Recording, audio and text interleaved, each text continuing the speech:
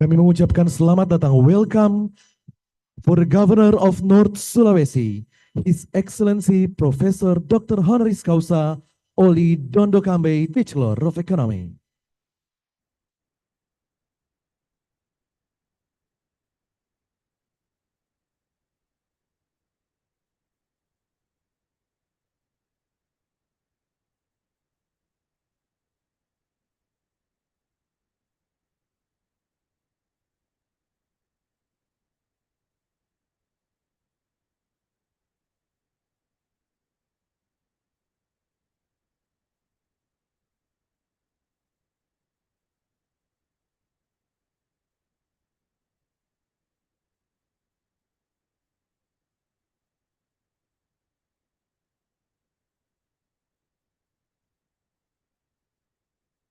Good morning, Excellencies, distinguished guests, ladies and gentlemen. Shalom, peace be upon us all. Assalamualaikum warahmatullahi wabarakatuh. Om Swastiastu, Namo Buddhaya, Salam Kebajikan. Welcome to North Sulawesi, the land of smiling people and waving coconut trees. It is with great joy and honor that I extend the warmest greetings to each and every one of you on this momentous occasion, the Knowledge Sharing Program on Maternal and Child Health Handbook 2024.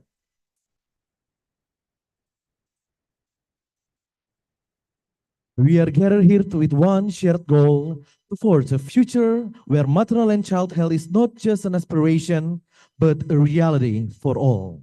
Our journey begins today under the esteemed theme of strengthening the use of maternal and child health handbook by improving the capacity of health workers and program managers in intersectoral cooperation on continuum of care for maternal, newborn, and child health to monitor the child health growth and development. Today, we embark on a shared mission that transcends borders, professions, and sectors. Through collaboration, knowledge sharing, and dedication, we can achieve far-reaching impacts for the generation to come. Before we move forward, let us take a moment to acknowledge this team presence of our honored guests who have joined us in this vital endeavor. Joining us today are key figures whose leadership and vision will guide our journey. Of North Allow me to extend a special recognition to those who have made this event possible. Bachelor of Economy. Representing the Ministry of Health of the Republic of Indonesia, Profesor Dr. Dante Saksono Harbuono, SPPD KEMD PhD. Dr. Maria Endang Submi, MPH, Director General of Public Health, Ministry of Health, Indonesia. Dr. Lovely Daisy MKM, Director of Nutrition, Maternal and Child Health, Ministry of Health, Indonesia. Ms. Novianti, Head of Bureau of Foreign Technical Cooperation, Ministry of State Secretariat, Indonesia. Ms. Rina Setiawati, Director of International Development Cooperation, Ministry of Foreign Affairs, Indonesia. The Governor of North Sulawesi Province, Indonesia, His Excellency Professor Dr. Honoris Causa Oli Dondo Kambe, Bachelor of Economy. Regional Secretary of North Minahasa Regency, North Sulawesi, Insinyur Novli G. Wowiling, MSI. Acting Mayor of Tomon City, Insinyur Feridi Kaligis, MAP. Chairwoman of Provincial Health Agency of North Sulawesi, Dr. Debbie Kalalo, Master of Science, Public Health. Head of the Health Office of North Minahasa Regency, Dr. Stella Savitri Mkes. Head of Health Office of Tomon City, Dr. John Lumopa Mkes. General Director of ODSK Hospital, Dr. Lydia Tulus Mars. General Director of Maria Walanda Maramis Hospital, Dr. Alain Bea. Senior Representative of Japan International Cooperation Agency Indonesia, Mr. Kenji Okamura. First Secretary Health and Welfare Economic Section, Embassy of Japan in the Republic of Indonesia, Mr. Tetsuhashi Masashi. Representative from JICA headquarters, Ms. Keiko Osaki. Representative from Directorate of Foreign Policy and International Development Cooperation, Ministry of National Development Planning, National Development Planning Agency. Representative from UNICEF Indonesia. Distinguished delegates from Burundi, Cambodia, Fiji, Laos, Nepal, and Timor-Leste, as well as our benchmark from Japan and from Indonesia, West Sumatra, Central Java, Yogyakarta, West Nusa Tenggara, and North Sulawesi Province. Facilitators, observers, and organizing committees. Heads of regional and bureau offices within the government of North Sulawesi and regions and cities across North Sulawesi, esteemed speakers and panelists, doctors, health workers, medical personnel, academics, members of the press, and to each one of you, we offer our deepest appreciation for your commitment and partnership. And now, ladies and gentlemen, as we unite our hearts and minds for the noble cause, let us rise for the national anthem of the Republic of Indonesia, Indonesia Raya.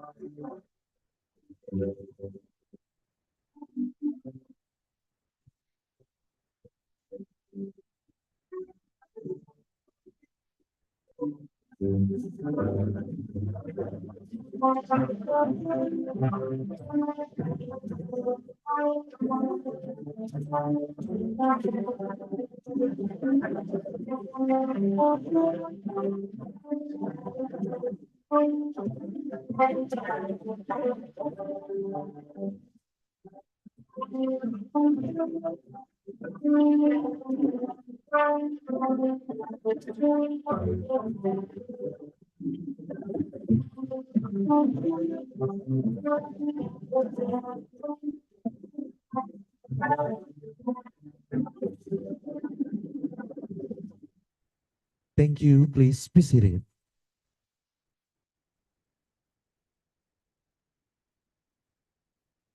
Dignitaries, ladies and gentlemen, now with hearts open and in reverence, let us bow our heads in prayer.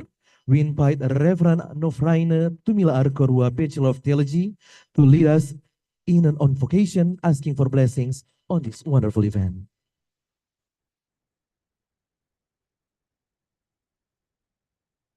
Let us pray to our respective beliefs, and let me lead the prayer in the belief of the Christian faith. Let's pray.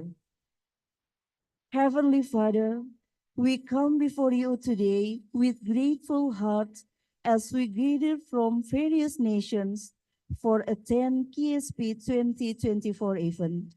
We thank you for the opportunity to connect, share, and collaborate across borders.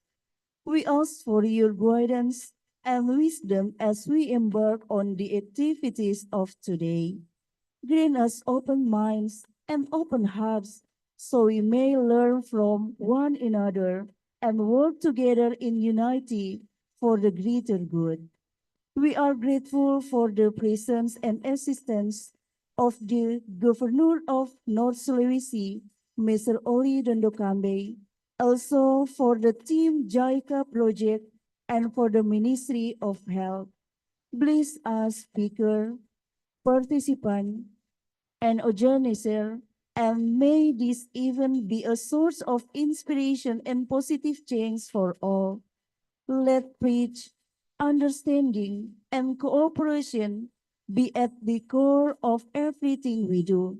We offer this day to you and ask for your presence to guide and strengthen us in all our endeavors. In Jesus' name, the prophet, but also the Messiah, our Savior, we pray. Amen.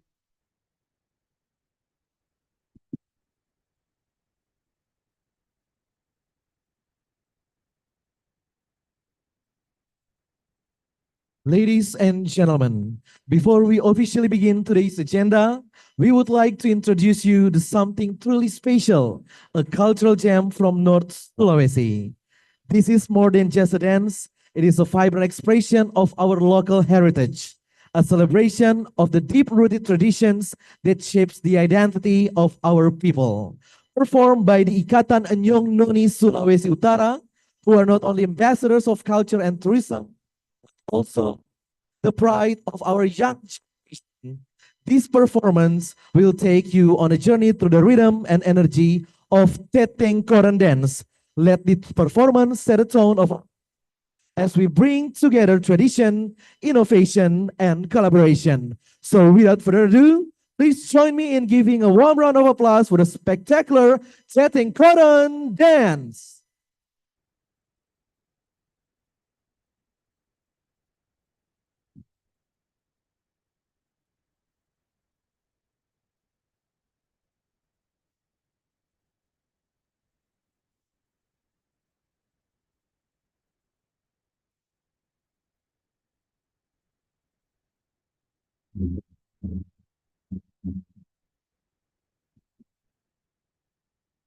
The Tenggara dance is a creative dance originating from Minahasa, North Sulawesi. In this performance, the dancers hold and strike peteng koran, or bamboo sticks, symbolizing a call for communal cooperation, or also known as gotong royong in our language, as well as serving as a reminder of ending disasters. Through this dance, it is hoped to portray the harmony and cooperation of the indigenous Minahasa people in North Sulawesi.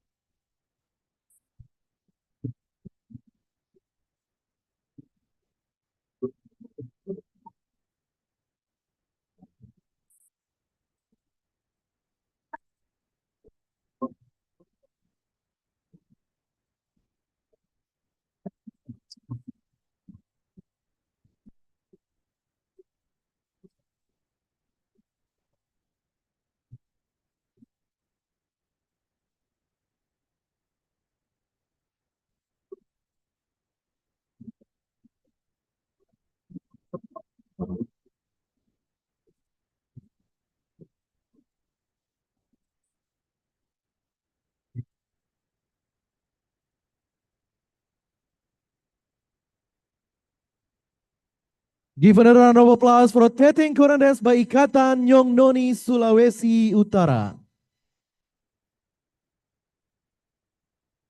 Distinguished guests, ladies and gentlemen, to formally begin, let us invite to deliver the official report from the organizing committee, Director of Nutrition, Maternal and Child Health Ministry of Health of the Republic of Indonesia, Dr. Lovely Daisy.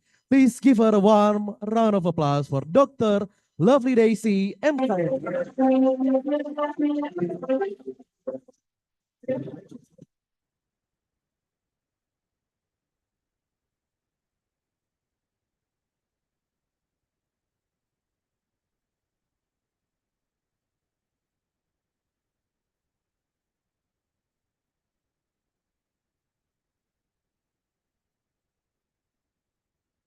Honorable Governor of North Sulawesi Province, Acting Mayor of North Minahasa and Tomohon, distinguished guests, representative from the Ministry of State Secretariat, Ministry of Foreign Affairs, Bappenas, and the Ministry of Health, Republic of Indonesia, head of provincial and local health offices of North Sulawesi, North Minahasa, and Tomohon, representative from Embassy of Japan, JICA, and UNICEF, delegates, facilitators, observers, and committees, ladies and gentlemen. Good morning, honorable guests, respected participants, and distinguished colleagues. It is a great honor to present this committee report on behalf of the organizing committee. It is my pleasure to welcome you all to today's event. We have worked across sectors, involving both central and regional governments, as well as development partners over the past few months to ensure that this program will be both successful and meaningful for everyone involved. I would like to take this opportunity to express my sincere gratitude to everyone who has contributed to the planning and coordination of this event. Ladies and gentlemen, pregnancy, childbirth, and early childhood are critical phases. The WHO states that a woman dies every 2 minutes from pregnancy complications, with nearly 287,000 deaths in 2020 and 2.3 million newborns in 2022. Most of these fatalities are preventable with proper care. The MTH Handbook is crucial, providing families and health workers with essential information for caring for mothers and children. Home-based record vary greatly across countries and regions in the design and the information they document. They can be maternal home-based record. Another type of home-based record is child health book. Meanwhile, integrated maternal and child health handbook record all aspects of maternal neonatal child health care, illness management, and vaccination. Today, ownership of home-based record is near universal in some countries, but patchy in others. From analysis of 180 demographic and health surveys between 1993 and 2013, home-based vaccination record ownership was estimated at over 80% in 23 countries and less than 50% in 24 countries. Their use in Bangladesh, Ethiopia, Indonesia, Nigeria, and Pakistan is estimated at less than 50%. There are 5 of the 10 countries with the largest number of births per year. Despite these discrepancies in coverage, at least 163 countries or territories are known to use some form of home-based record. Although home-based records have been widely implemented for decades, evidence of the benefits and challenges has not been systematically reviewed and summarized. The course aims to contribute to strengthening MCH care services as the primary care through promotive and preventive intervention. The overall objective of the program is to enable the learning and sharing of knowledge and experiences among the MCS Handbook program managers or officers regarding the implementation of the MCS Handbook program in their home country. Ladies and gentlemen, let me share the committee report for the KSP Knowledge Sharing Program 2024. The Knowledge Sharing Program course is a part of the 5-year Framework Technical Cooperation Project 2018 to 2023, extended to 2024, between Ministry of Health of the Republic of Indonesia and the Japan International Cooperation Agency, namely project for enhancing the quality of maternal and child health program and the implementation of maternal and child health handbook in era of decentralization. This event is also conducted to enhance Indonesia's active participation within the framework of South-South and triangular cooperation. Each year, the KSP is organized around the key thematic topics that are essential for addressing the evolving health challenges, particularly in the areas of maternal and child health, both at the local and global level. This year, KSP is being held in North Sulawesi province, selected from the 5 centers of excellence of the project, which also has best practices for maternal and child health.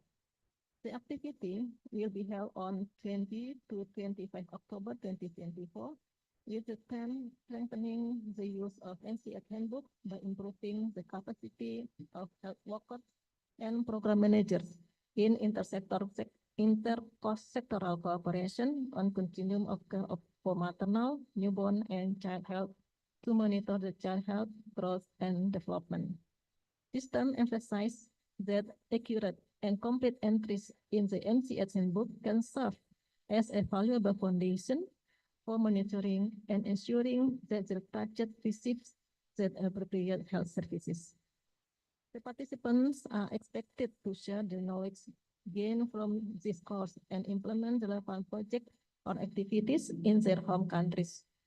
These initiatives aim to empower frontline health workers and families to deliver essential health services for mothers, newborn, and children within their communities. Through sharing and learning sessions during the program, the KSP participants are expected to make a plan of action to, number 1, strengthen the capacity of health workers to encourage family empowerment, to monitor child health, growth, and development by using MCS Handbook. Number 2, strengthen inter-health professional and cross-sectoral collaboration to support the utilization of the MCS Handbook. Number 3, strengthen the national and sub-national MCS program officer capacity in undertaking MCS Handbook program monitoring and evaluation. The learning method employed in this program integrates a variety of activities such as presentations, panel discussion, field visit, and group work. By combining theoretical knowledge with practical experiences, participants can not only learn from the global and local practices shared by experts, but also apply this insight to develop actionable plans for their own country.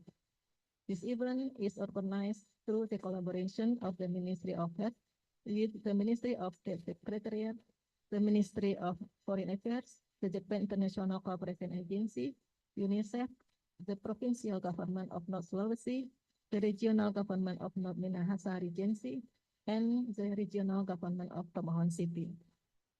The course target participants are the MCS program managers from developing countries in Asia and Pacific Island, working together for the Ministry of Health or the subnational level.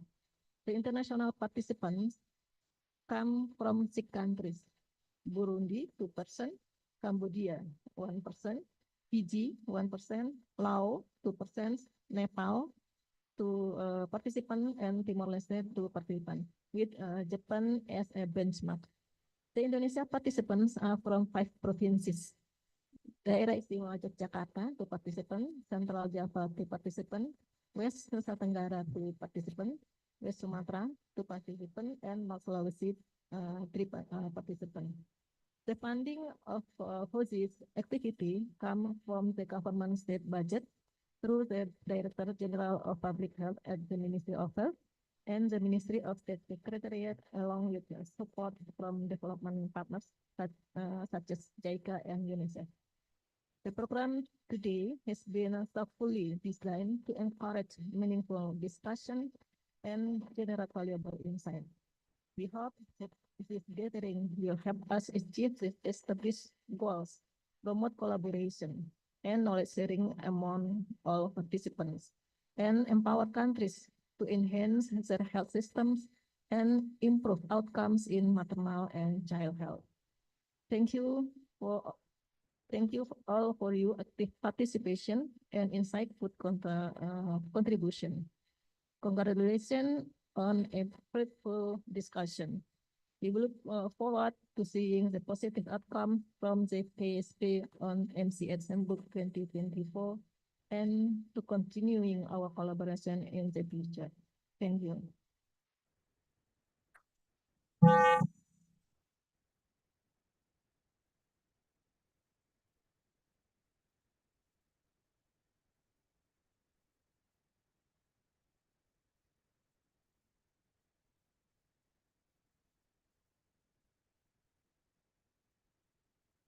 Distinguished guests, ladies and gentlemen, we are now moving forward to the heart of today's event, the welcoming remarks and addresses from our honorable guests.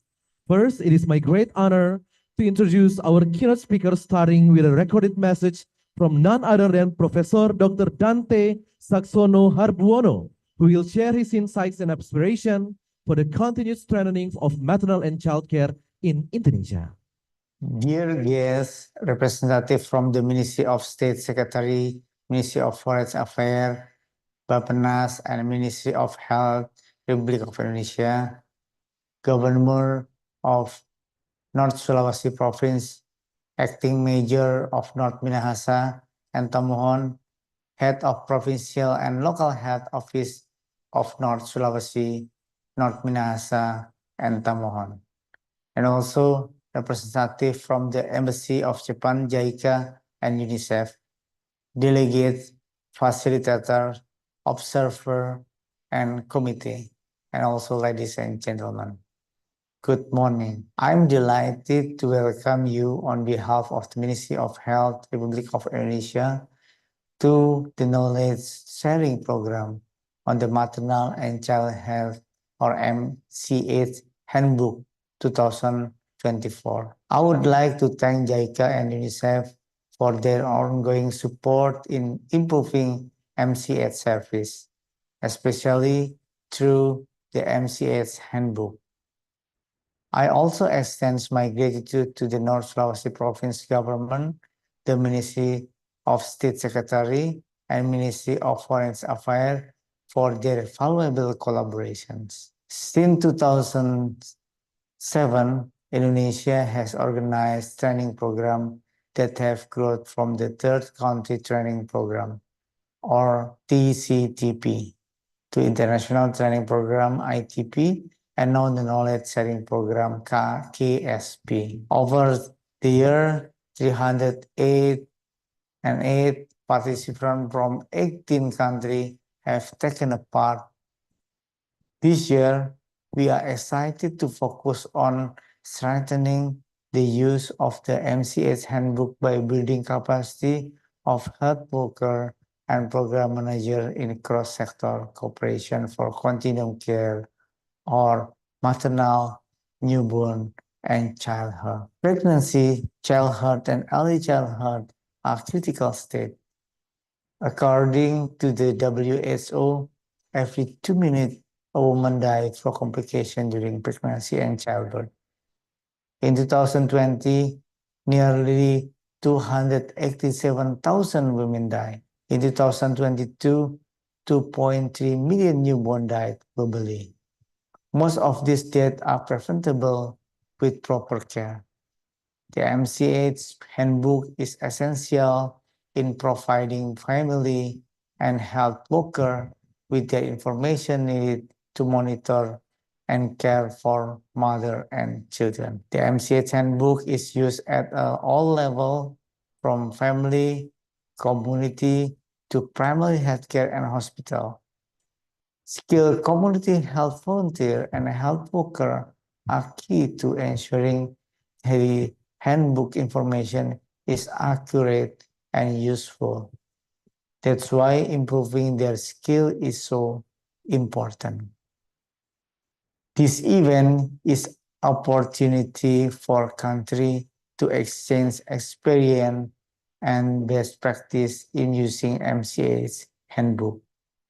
We hope you will gain valuable insight to take home and apply in your own country. We are also eager to learn from your experience to improve MCA service in Indonesia. I wish you all productive and have fruitful session ahead. Thank you.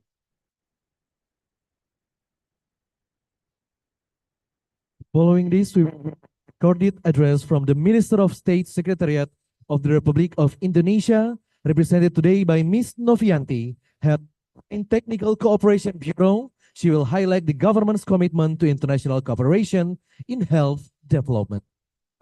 Assalamualaikum warahmatullahi wabarakatuh. Salam sejahtera, namo buddhaya, salam kebajikan, Om Swastiastu. Honorable Bapak Dante Saksono Harbuwono, Vice Minister of Health, Ibu Rina Setiawati, Director of International Development Cooperation, Ministerial Foreign Affairs, Bapak Takeda Sachiko, Chief Representative JICA Indonesia Office, Bapak Oli Dondo Kambe, Governor of North Sulawesi Province. Good morning and welcome to the Knowledge Sharing Program on Maternal and Child Health Handbook 2024. Organized under the framework of South-South and Triangular Cooperation with the collaboration between the Indonesia's Ministry of State Secretariat, Indonesia's Ministry of Health, and Japan International Cooperation Agency. It is an honor for me to welcome all participants from across Asia and Africa, Burundi, Cambodia, Fiji, Indonesia, Laos PDR, Nepal, Timor-Leste, that all united by a common goal to improve maternal and child health in our respective countries.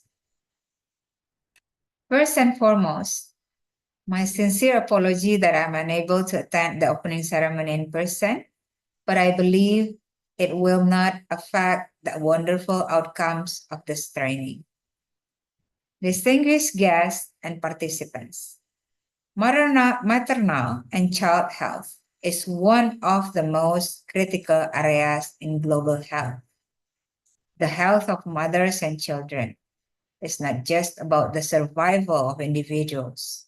It is about the well-being of entire communities and nations. When we invest in maternal and child health, we are investing in the future, ensuring that the next generation is healthy, resilient, and empowered to contribute to society.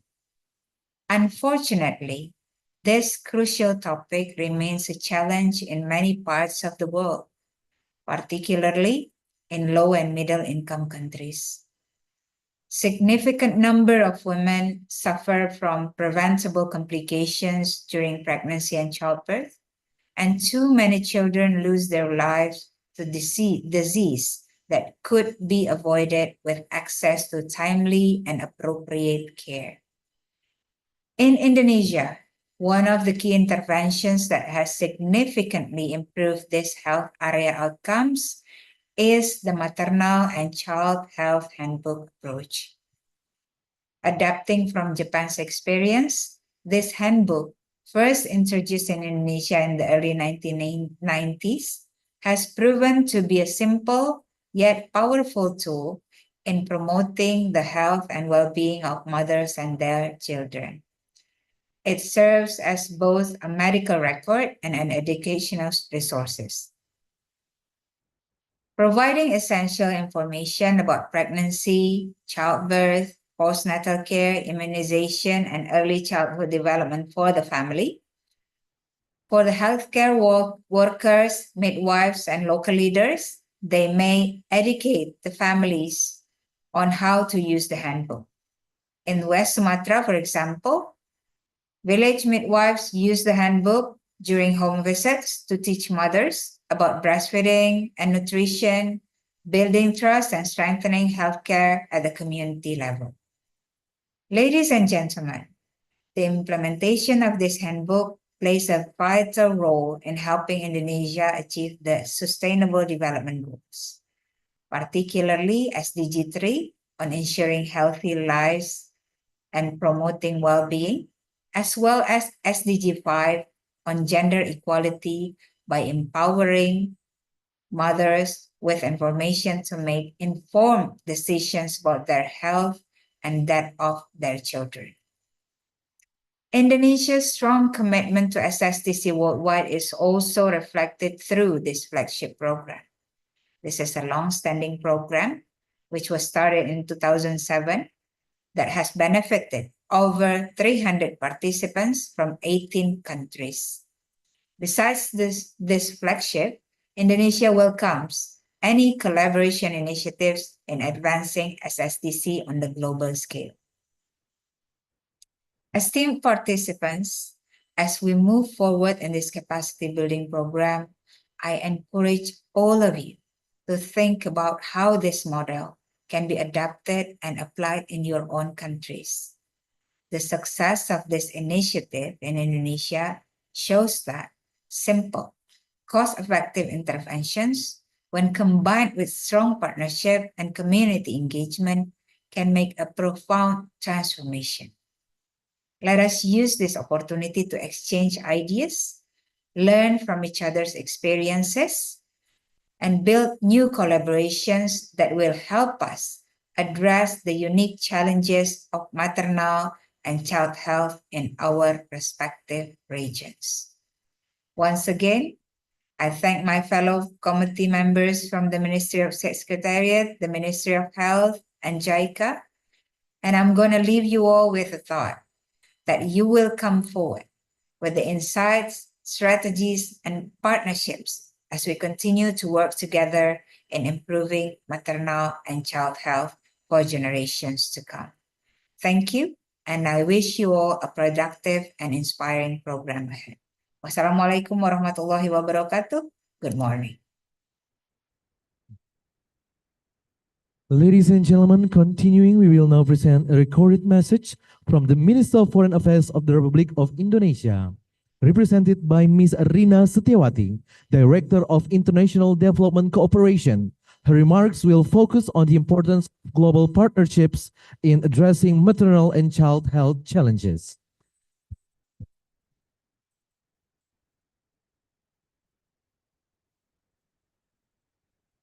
Yang terhormat Gubernur Sulawesi Utara, Bapak Oli Dondo Kambe, yang terhormat Direktur Jenderal Kesehatan Masyarakat, Dr. Maria Endang Sumiwi, distinguished colleagues from the relevant ministries, distinguished representative of Japan International Cooperation Agency, distinguished participants of knowledge sharing program on maternal and child health handbook, ladies and gentlemen, let me first of all introduce myself. I'm Rina Setiawati, Director of International Development Cooperation's Ministry of Foreign Affairs of the Republic of Indonesia. I wish I could come to the beautiful city of Manado to join all of you on this program. However, due to conflicting agenda, I would like to express my regret for not being able to attend the meeting in person. Allow me on this occasion to express my sincere appreciation to the governors of the North Sulawesi for hosting this program. I should also like to express my appreciations to the Ministry of Health and the Ministry of State Secretariat, as well as Japan International Cooperation Agency for organizing this important event. I would also like to welcome all participants of the program from Burundi, Cambodia, Fiji, Laos, and Timor-Leste, as well as from Indonesia, of course. And I hope all of you could enjoy your stay in Manado. Excellencies, distinguished participants, ladies and gentlemen, as we all know, the health of mother and children is a cornerstone of thriving society. The challenges we face in this domain are significant, from high maternal and infant mortality rates to inadequate access to essential healthcare services. However, I firmly believe that through knowledge sharing, education, and collaboration, we can address these challenges head on. The Maternal and Child Health Handbook serves as invaluable resources, guiding healthcare providers and families in best practices for prenatal care, nutrition, immunizations, and overall well-being. And I believe this handbook is not just a document. It is a tool for empowerment. By educating healthcare workers and communities, we can ensure that every mother has the knowledge and resources she needs to safeguard her health and the health of her child. I believe that North Sulawesi has all the evidence on the effective use of the handbook. All participants of this program could further find out on the health system in Indonesia, as well as utilization of the handbook across the country. Excellencies, distinguished participants, ladies and gentlemen, the Ministry of Foreign Affairs, particularly the Directorate of International Development Cooperation, has long been involved in supporting this program. As we embark on this journey, let us remember that this program is also part of our collective effort to further contribute to the achievements of Sustainable Development Goals, particularly goals number 3 on good health and well-being. In that regard, to support the success of this program, I would recommend that monitoring and evaluation of the program be carried out by establishing robust mechanisms to track our program. We can learn from our experience and identify areas for empowerment. This continuous feedback will ensure that our efforts are effective and sustainable. In addition, we have an incredible opportunity to leverage technology in utilizing the handbook in our pursuit for better health outcomes. Through digital platform for knowledge disseminations and engagement, we can expand our reach and connect with families in innovative ways. Ladies and gentlemen, finally, I wish all of you a productive and fruitful meeting and discussion during the knowledge sharing programs on the Maternal Child Health Handbook in North Sulawesi, Indonesia. I thank you.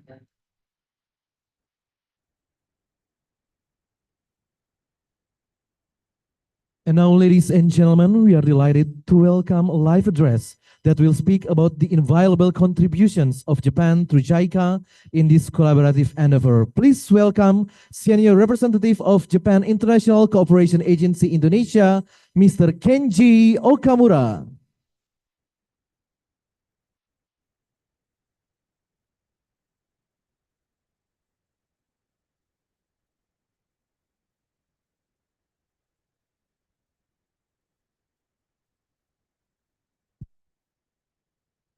Selamat pagi, good morning. First of all, Professor Dr.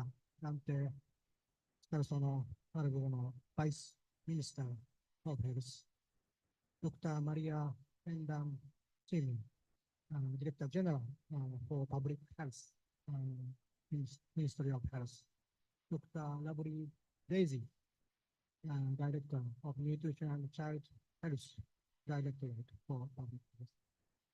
Ms. Nobianti, Head of Bureau of Foreign Technical Cooperation and Ministry of State Secretariat. Ms. Lina Setiangi, Director of International Development Cooperation, Ministry of Foreign Affairs. Professor Dr. Honoris Causa Ori Nondokambe, Governor of North Sulawesi. Other distinguished guests from all over the world. Again, selamat pagi and good morning, everyone. It is my great honor to be here representing the Japan International Cooperation Agency at this important knowledge sharing program for the Maternal and Child Health Handbook 2024. First and foremost, I'd like to express our deepest gratitude to the government of Indonesia, particularly the Ministry of Health, Ministry of State Secretariat, and the Ministry of Foreign Affairs for their leadership in organizing this important event. We are also sincerely thankful to the North Sulawesi province for graciously hosting the 16th knowledge sharing program. Your commitment to improve maternal and child health is truly commendable. To all the participants who have participated here in North Sulawesi, welcome. Welcome to Manado, welcome to Indonesia.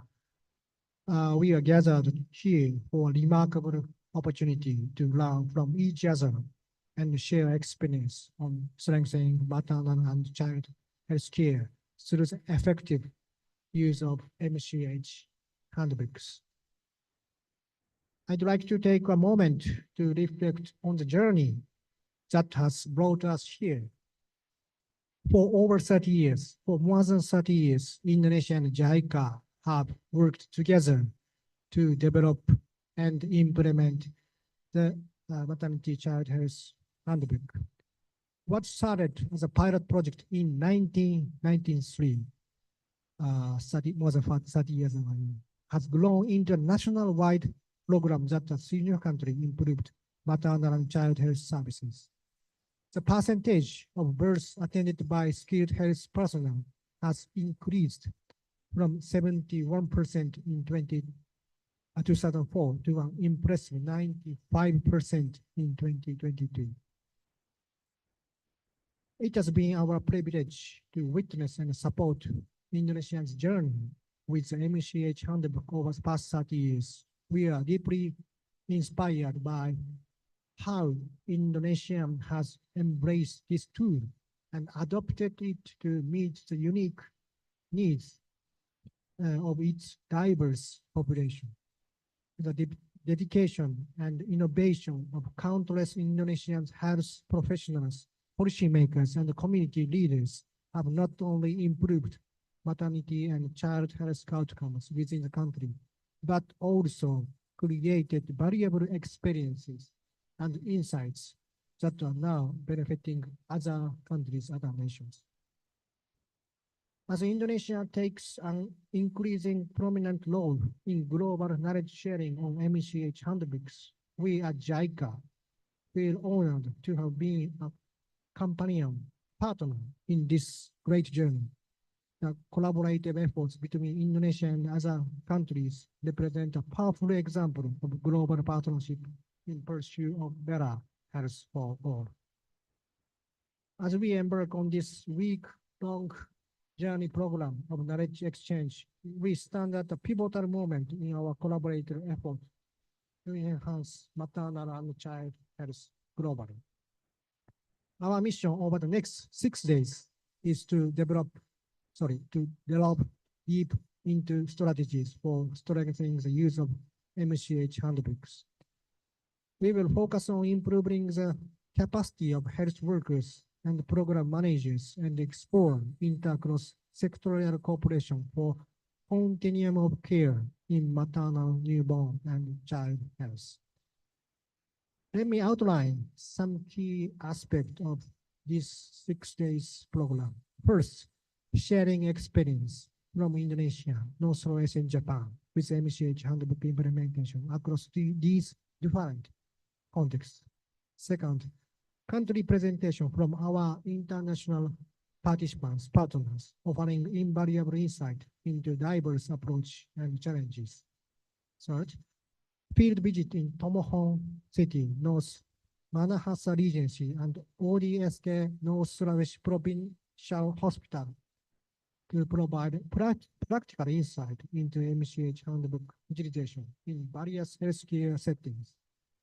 Fourth, group discussion and practical session for reflect on our field observation, compare experience across countries, and collaboratively plan strategies. Finally, presentation from WHO headquarters on early childhood development milestones and from Japanese government on their national MCH implementation strategy. As we commence this week of learning and sharing, let us keep in mind our shared goal to ensure that all women and children have equal access to quality continuum of care and that no one is left behind. I'm confident that discussion and collaborative work over the coming days will spark innovative ideas and practical solutions to further advance MCH handbook implementation in all our partner countries. Thank you very much for your attention. Terima kasih banyak. Thank you.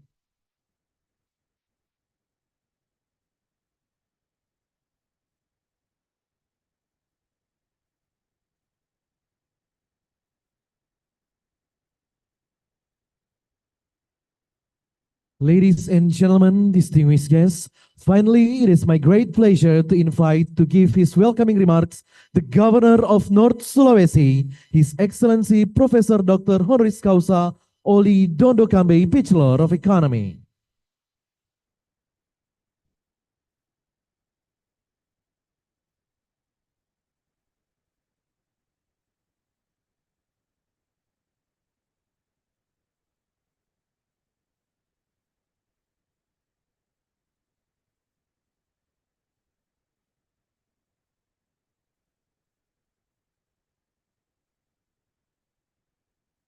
Shalom. Assalamualaikum warahmatullahi wabarakatuh. Om Swastiastu, Namo Buddhaya, salam kebajikan. Yang kami hormati perwakilan Kementerian Kesehatan Republik Indonesia, Dr. Dante Saksono Harbuwono, Dr. Maria Endang Sumiwi MPH, Direktur Gizi dan Kesehatan Ibu dan Anak, Dr. Refli Desi, yang mewakili Kementerian Sekretaris Negara, Kepala Biro Kerjasama Teknik Luar Negeri, Ibu Novianti, yang mewakili Menteri Luar Negeri, Direktur Kerjasama Pembangunan Internasional, Ibu Rina Setiawati, First Secretary Embassy of Japan to Republic of Indonesia, Mr. Tetsuya Masashi, perwakilan Japan International Cooperation Agency, Miss Takeda Sachiko dan Miss Keiko Osaki, para delegasi Jepang, Burundi, Kamboja, Fiji, Laos, Nepal, Timor Leste, Indonesia, dan para pejabat bupati, wali kota, atau yang mewakili yang hadir, Kepala Dinas Kesehatan Provinsi Sulawesi Utara, para kepala perangkat daerah Biro Lingkup Pemerintah Provinsi Sulawesi Utara yang hadir, para direktur rumah sakit, para narasumber, dokter tenaga kesehatan, para akademisi, dan tamu undangan yang saya hormati dan saya banggakan. Pada kesempatan yang berbahagia ini, saya akan mengawali dengan kisah inspiratif dari seorang putri asal Sulawesi Utara yang telah memberikan kontribusi besar dalam dunia kesehatan Indonesia. Beliau adalah Dr. Mary Thomas, yang tercatat sebagai dokter wanita pertama di Indonesia. Pada masa itu ketika pendidikan tinggi bagi wanita masih dianggap tabu, Dr. Mary Thomas berhasil memperoleh pendidikan kedokteran di Stovia dan lulus pada tahun 1922. Dedikasi inilah terhadap kesehatan ibu dan anak sangat luar biasa, khususnya dalam bidang kebidanan. Beliau dikenal sebagai pelopor dalam praktek kedokteran yang memberikan perhatian khusus pada pelayanan kesehatan ibu hamil dan bayi baru lahir. Dengan semangat pengabdian yang tak kenal lelah, Dr. Mary Thomas melayani masyarakat tanpa memandang status sosial dan dengan fasilitas yang sangat terbatas. Pada masa itu, perjuangannya dalam merawat ibu-ibu hamil di daerah terpencil adalah warisan yang sangat berharga bagi dunia kesehatan kita saat ini. Semangatnya dalam menjaga kesehatan ibu dan anak, bahkan di tengah keterbatasan, menjadi inspirasi bagi kita semua. Betapa kolaborasi lintas sektor dan kesungguhan hati yang membawa perubahan besar dalam peningkatan kesehatan masyarakat. Hadirin yang saya hormati, oleh karena itu, dengan tema memperkuat penggunaan buku kesehatan ibu dan anak dengan meningkatkan kapasitas tenaga kesehatan dan pengelola program kerjasama antar lintas sektor untuk menjaga keberlanjutan perawatan kesehatan ibu, bayi baru lahir dan anak, serta memantau pertumbuhan dan perkembangan anak. Pertemuan ini sangatlah penting dalam memperkuat upaya kita bersama untuk meningkatkan kualitas kesehatan ibu dan anak melalui peningkatan kapasitas tenaga kesehatan yang baik. Dengan manajer program, kita akan semakin siap menghadapi tantangan kesehatan ibu dan anak di masa depan. Esensi dari kegiatan ini adalah untuk memperkuat penggunaan buku kesehatan ibu dan anak sebagai alat pemantau yang efektif terhadap pertumbuhan dan perkembangan anak. Buku ini bukan hanya sekedar catatan medis, melainkan juga panduan penting bagi setiap keluarga dalam menjaga kesehatan ibu dan anak sejak masa kehamilan hingga tumbuh kembang anak. Dengan kerjasama antar sektor yang kuat, kita bisa memastikan bahwa setiap ibu dan anak mendapat pelayanan kesehatan yang berkesinambungan dan berkualitas. Untuk itu, saya mengapresiasi seluruh dokter tenaga kesehatan, panitia yang seluruh stakeholder atas dedikasi dan kerjasama yang keras, sehingga acara ini dapat terselenggara dengan baik di Sulawesi Utara. Terima kasih atas kepercayaan yang menjadikan daerah kami sebagai tuan rumah kegiatan yang sangat penting ini. Kepercayaan ini adalah kebanggaan bagi kami. Mari kita manfaatkan momen ini untuk membangun sinergi dan kolaborasi yang lebih kuat antara pemerintah, institusi kesehatan, dan masyarakat luas. Hanya dengan kebersamaan kita dapat mencapai tujuan besar dalam meningkatkan kualitas kesehatan ibu dan anak di seluruh dunia. Hadirin yang saya hormati, demikian yang dapat saya sampaikan. Sekali lagi kami ucapkan terima kasih dan selamat datang di Provinsi Sulawesi Utara untuk dapat Bapak Ibu melihat pemandangan indah di Gunung Lokon hingga pesona bawah Laut Bunaken. Sulawesi Utara menawarkan pengalaman yang luar biasa bagi setiap pengunjung. Akhir kata, mari kita satukan hati dan pikiran dalam kerjasama demi tercapai dunia yang lebih sehat dan sejahtera. Sehat ibu, sehat anak, sehat bangsa. Terima kasih. Wassalamualaikum warahmatullahi wabarakatuh. Om Santi Santi Santi Om Sadu Sadu Sadu Shalom. Thank you, Mr. Governor of North Sulawesi. We would like to invite for the public Tetengkoran meeting as we officially open this event. I would like also to invite to accompany Mr. Governor, Dr. Daisy, Mr. Kenji Okamura, and also representing the Embassy of Japan, Mr. Tetsuhashi Sashi, and the Chairwoman of North Sulawesi Health Agency, Dr. Debbie Kalalo.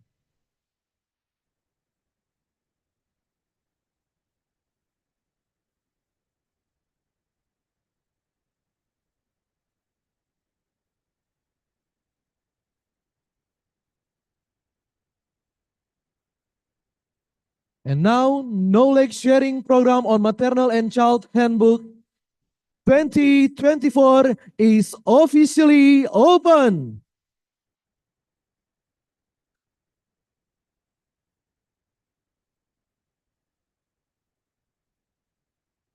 Ladies, symbolic Tetengkoran beating as a part of our program, a traditional instrument of North Sulawesi, a rhythm that connects us across cultures and borders, signifying unity in our efforts to uplift maternal and child health globally. And now, To commemorate this momentous occasion, now proceed with a group photo session.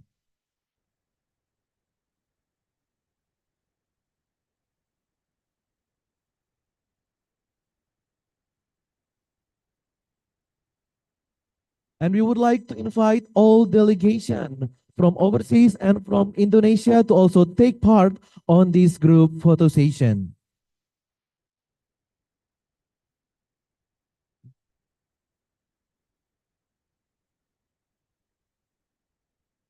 Iya, kami juga mengundang Bapak Ibu penjabat bupati, penjabat wali kota, ataupun pejabat daerah kabupaten kota seprovinsi Sulawesi Utara, dan para pejabat pimpinan tinggi pertama di lingkup pemerintah Provinsi Sulawesi Utara untuk bersama-sama dalam foto bersama kali ini.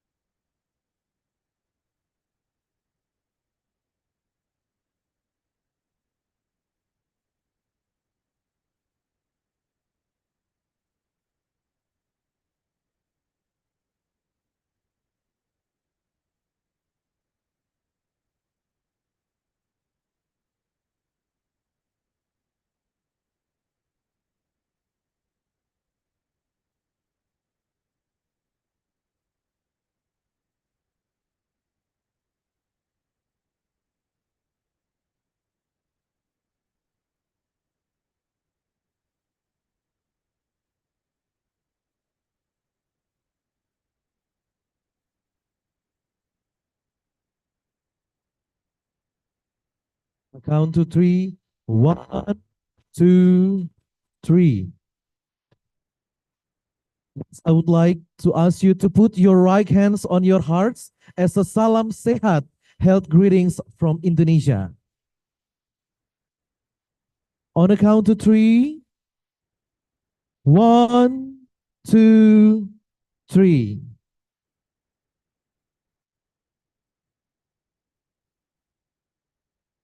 Thank you, ladies and gentlemen. And with that, ladies and gentlemen, we have officially begun our journey. The path ahead is filled with promise and shared learning, cross-sector collaboration, and a brighter future for mothers and children across the globe. We would like to give our appreciation and gratitude to Governor of North Sulawesi, His Excellency Professor Oli Kambe, who officially opened this event. We stand on the precipice of change, the choices we are made, the ideas we exchange, and collaboration we build here today will resonate far beyond these walls. Together, we are creating ripples of transformation that will spread through generations to every corner of the world where mother cradles her child in hope and love. Let us walk forward with courage, compassion, and conviction. And now, ladies and gentlemen, and as you find yourself here in North Sulawesi, Indonesia, on behalf of the government of North Sulawesi, we extend not only our formal greetings, but an invitation to immerse yourselves in the splendors that this lands over. North Sulawesi, with its vibrant landscapes, majestic mountains, pristine coral reefs, and warm-hearted people, stand as a reflection of the nurturing and care we aim to provide through this initiative. As you take part in this journey of learning and sharing, may the beauty of North Sulawesi inspire you to reach the new heights of excellence. In North Sulawesi, where the mountains meet the sea, may you find not only knowledge and inspiration, but welcome to the future of maternal and child health. And now, let's carry forward to the spirit of innovation and cooperation as we transition to our first panel discussion of the day. And may this week be a testament to what we can achieve together, a world where every child thrives. And on behalf of the government organization, I wish you all a inspiring and fruitful week ahead. Thank you, and let's embark on this extraordinary journey. My name is Chris. Thank you very much. Domo arigato gozaimasu. Murakwase chane. Okunchen winaka wakalewu. Kehop chai lailai. Danayabat, Derai-derai, Obrigado Barak, terima kasih. Wassalamualaikum warahmatullahi wabarakatuh. Om Santi Santi Santi Om, Sadu Sadu Sadu Shalom, and have a wonderful day.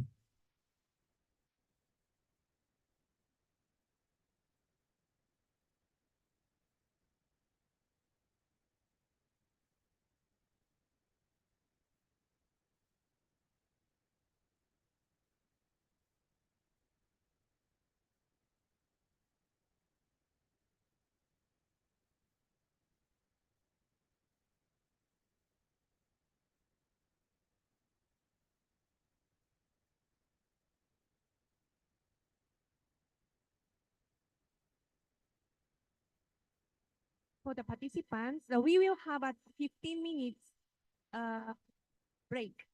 So snacks around here, and also that if you want to go to the restroom, and please come back here at 10:30. Thank you.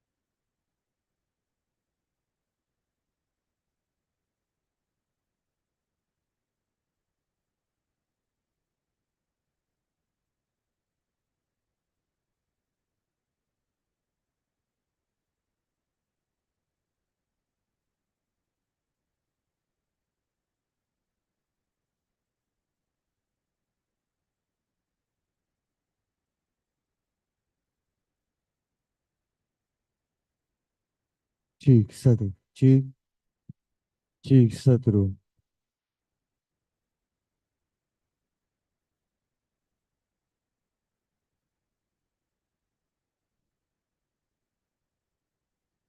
cik satu, cik satu,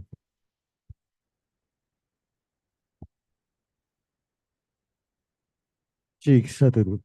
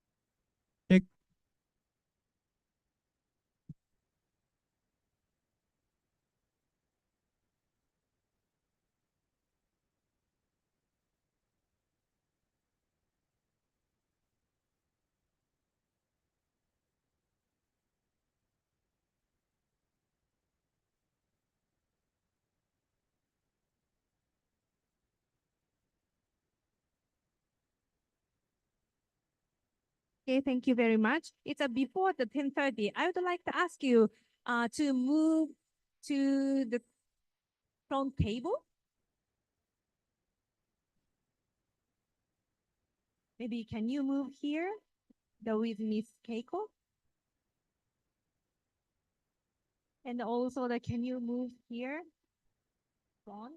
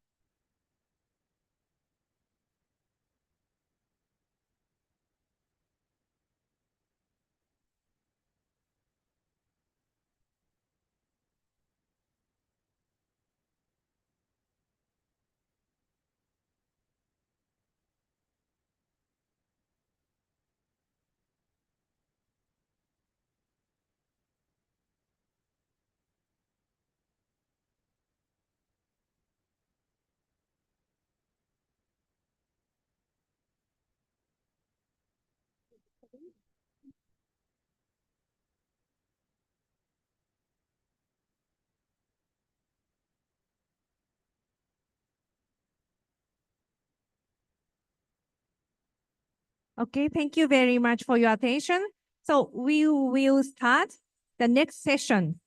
I would like to welcome Miss Norma Nusanti, Coordinator at Directorate of Foreign Policy and International Development Cooperation, Ministry of National Development Planning, Bapenas.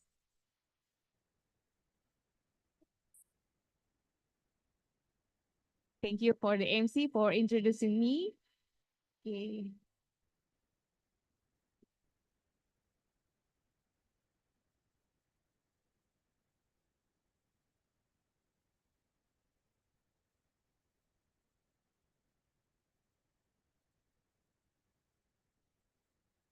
So good morning, ladies and gentlemen. I hope all the participants already come back from the coffee break.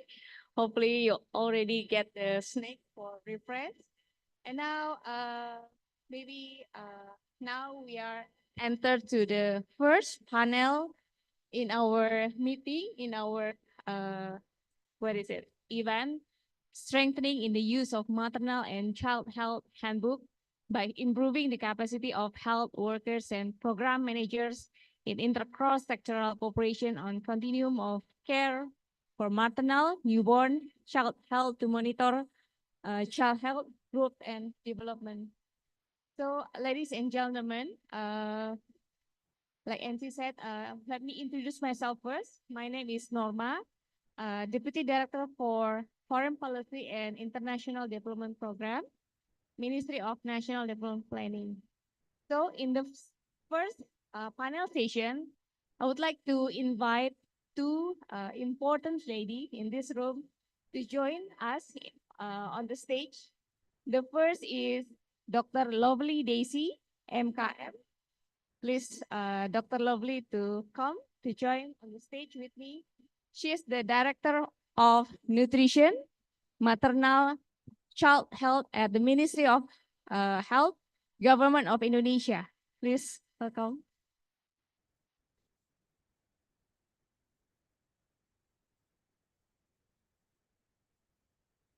And for the second speaker, Dr. Lovely, you can sit here. And then for our second speaker, I would like to invite Dr. Debbie KR Kalalo, MSc, PH, Head of Province Health Office of North Sulawesi, Indonesia. Dr. Debbie, please welcome. Join us on the stage. Actually, we have another speakers. Oh, you have to sit here? Okay. So let me join to, it's okay, it's okay. So I will beside Dr. Lovely.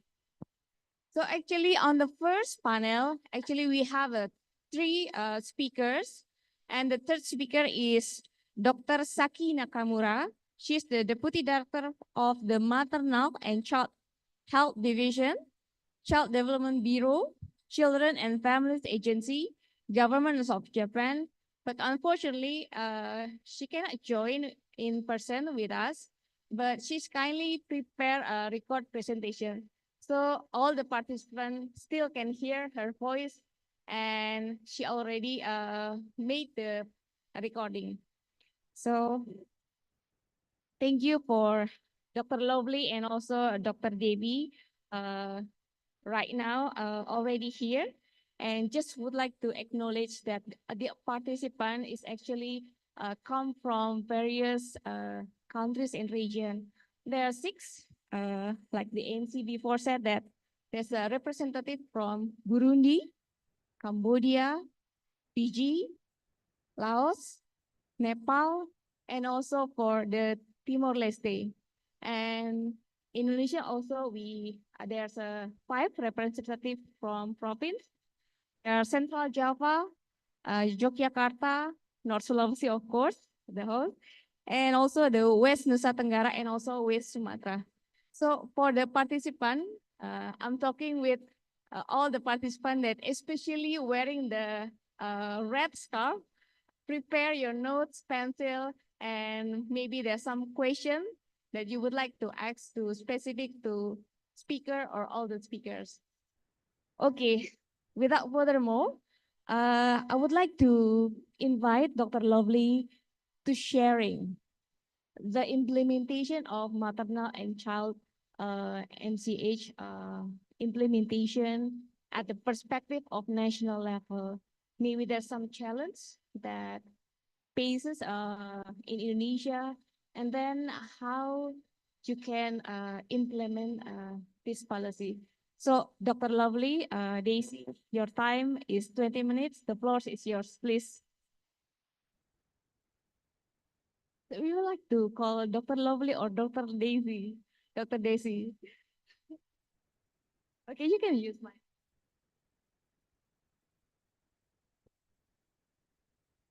Yeah, thank you, Ms. Norma. Yeah. In this session, I will present about strengthening the use of maternal and child health handbook in improving the capacity of health workers and program managers in intercross-sectoral cooperation and continuum of care for maternal, newborn, and child health to monitor the child health, growth, and development. Next slide, please. Yeah, this is a background. We start from the background. Next slide. Yeah. This is our population.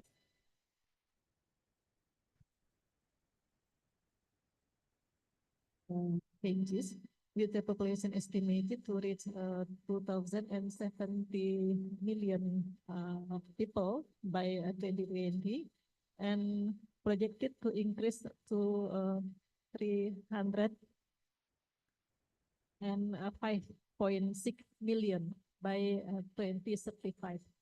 And since 2012, the country has been enjoying a demographic bonus characterized by a population ratio of 2 productive individuals for everyone unproductive individuals. This demographic bonus is expected to peak between 2028 and 2030. And by 2025, Indonesia total population is projected to reach 284.8 million, with 67.9% falling within the productive age group. The dependency ratio is estimated to be 47.3%, and the total fertility rate 2.1. Understanding this population dynamics is crucial for our planning and implementing effective health policies and programs.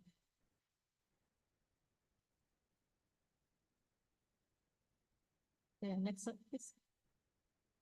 Yeah, Indonesia is on track to achieve its target for maternal and infant mortality rates by 2024 this year, reflecting a significant progress in public health effort.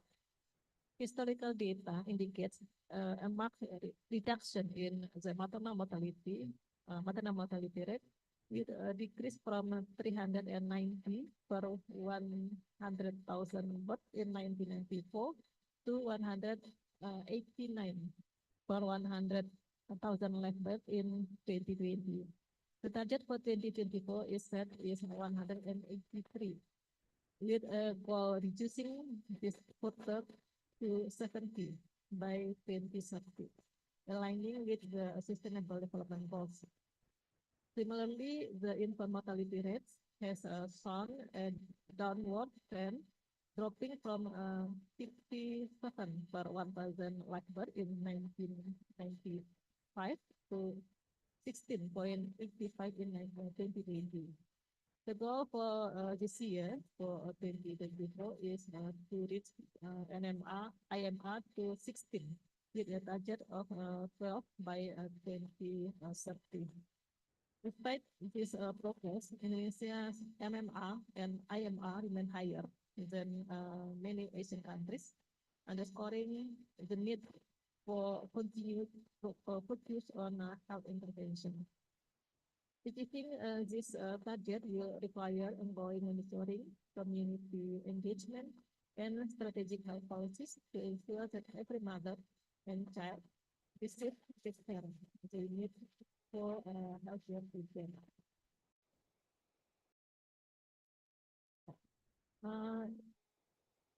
This is most Indonesia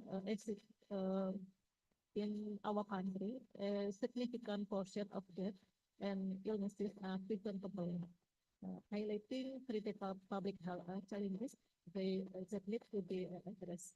The main causes of death vary by age group, with maternal and neonatal condition leading among children under 5 years old. For children aged 5 to 9, enteric infection are the most prevalent, while adolescents face mental health issues and injuries. In young adults, cardiovascular diseases are a leading cause of mortality. Continuing into middle age, where musculoskeletal condition also become common. And for elderly population, is particularly affected by cardiovascular diseases, neoplasm, and organ failure. So overall, 94% of death can be attributed to preventable causes, with consuming 93% of total years lived with disability, and 78% of disability adjusted life years related to this condition. Addressing these issues through targeted health intervention and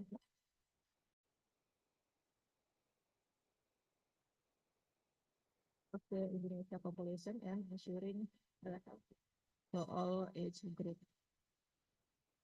Yeah. Next slide, please. Yeah. This is our country. The Indonesia archipelago is located between Asia and Australia, known as the largest archipelago.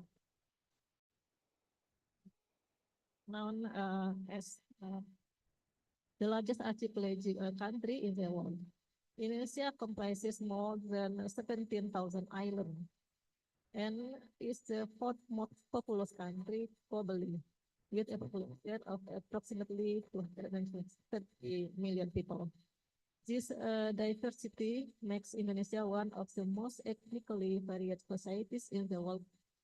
Currently, we are in the North Sulawesi Island within North Sulawesi province. You can see in this map our position right now. The health infrastructure in Indonesia plays a crucial role in addressing the need of its population, featuring a total of around 10,300 health centers. And also we have more than 3,000 hospitals providing essential medical services. In 2023, an estimated 4.9 million pregnant women and approximately 4.6 million live birth. This demographic information underscores the importance of effective health policies and programs to ensure the well-being of mothers and children in Indonesia. Right now, we have done the transformation of health system. There are 6 pillars of transformation supporting the Indonesia health system. The first one is a primary healthcare transformation, and then a secondary care transformation, health system resilience, financing, workforce development, and the last one is technology enhancement. Primary healthcare transformation is the forefront of Indonesia health system transformation, and focusing on population education, primary and secondary prevention, and also improving capacity and capability of primary care. The medium-term national development plan aims to improve maternal and child health, enhance family planning services, accelerate community nutrition, and strengthen disease control effort. Additionally, the medium-term national development promote a healthy lifestyle through the healthy movement culture. Healthy movement culture initiative, or we call it GERMAS, Gerakan Masyarakat Hidup Sehat, and reinforce the overall healthcare system alongside food safety measures.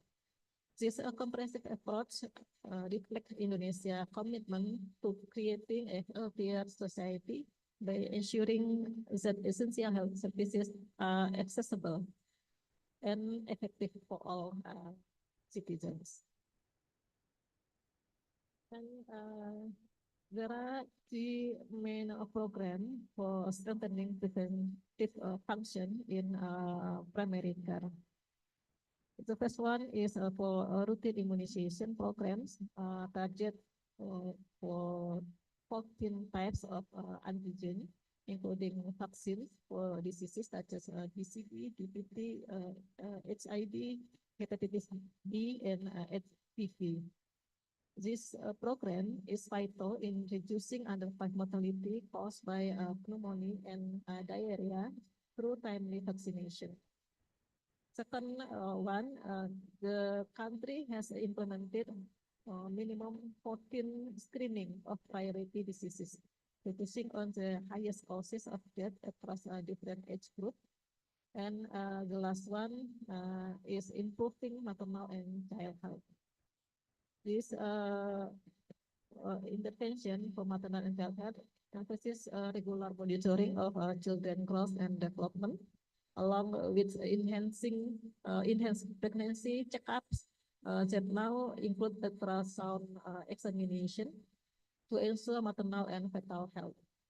This strategic health initiative reflects Indonesian commitment to improving the health and well-being of its population through comprehensive prevention care. And in 2022, Ministry of Health set 3 objectives of the primary care transformation. The first goal emphasizes the importance of a comprehensive lifelong primary health care, focusing on both promotional and preventive health services. The second goal aims to expand healthcare access through the establishment of care network within villages and hamlets, enhancing the resilience of these services against various health challenges, including pandemics. The third goal involves enhancing local monitoring by implementing village-level health situation dashboard, allowing for regular assessment of health condition. These 3 objectives are designed to ensure high-quality primary care services for over 270 million Indonesians. The plan aims to establish more than 300,000 standardized primary care services provide equipped with necessary facilities and trained human resources. Ultimately, this initiative strives to monitor the health condition of the entire population and area regularly, facilitating timely intervention and improve health management.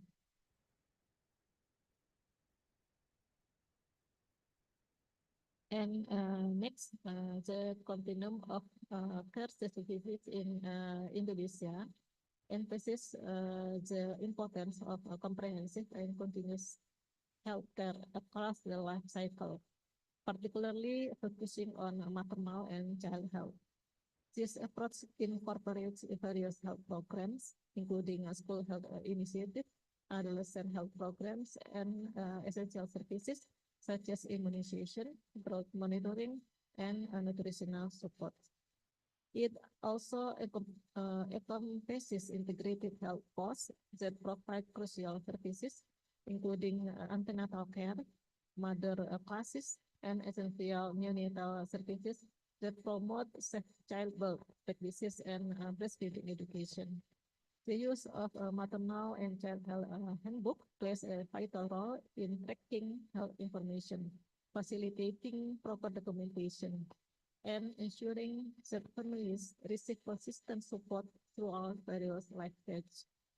This holistic framework not only addresses immediate health needs, but also contributes to improving the overall quality of life and preventing degenerative diseases by aligning services across a community health post, primary care center, and referral hospital. Indonesia aims to provide accessible, high-quality care to support the health and well-being of mothers, infants, children, particularly during the critical first 1,000 days of life. And in our country, the priority programs are structured according to the life cycle and are divided into prevention, early intervention, essential services, and education to enhance maternal and child health. For adolescent and women of childbearing age, the focus is on prevention through the provision in iron tablets and promoting health education, including reproductive health and counseling for brides and grooms. Yearly detection efforts include healthcare initiative at the Puskesmas, public health center, and anemia screenings in school. For pregnant mothers, essential services encompass routine antenatal care, visits, antenatal care visits, and ultrasound examinations, and also monitoring to chronic energy deficiency program for pregnant women, ensuring timely referrals and care for any complication. Maternity and postpartum care emphasizes the detection of labor complication, delivery at health facilities, and postnatal care to ensure the well-being of mothers and their newborns. For newborns, the focus is on the early initiation of breastfeeding, while children under 2 years receive immunization, growth monitoring, and integrated child health checkups. This comprehensive program are part of a broader campaign to accelerate the decline of infant and maternal mortality rates, address malnutrition, and also increase immunization coverage across the population, ultimately aiming to improve overall health outcomes. Since its introduction in 1994 as a pilot project in Salatiga, Central Java Province, the Maternal and Child Health Handbook has evolved significantly and has been implemented nationwide in Indonesia.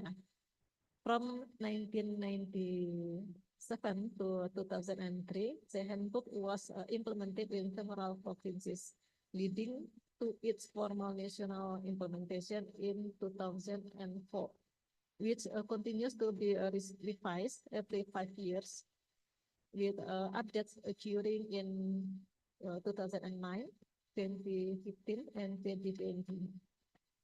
This initiative is mandated by the Ministerial Decree number 284 in 2004.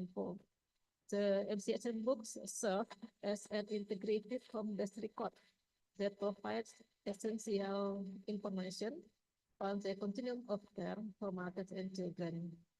It is given to pregnant mothers during health checkups, or maybe when the integrated health post, and also during home visit. The objective of the handbooks include acting as a guidebook that contain vital maternal and child health information up to 6 years of age, documenting health status and service history during pregnancy, childbirth, postpartum care, immunization, and infant growth. Furthermore, the handbook assists health workers in delivering maternal and child health services according to established standards, ensuring accurate and thorough documentation.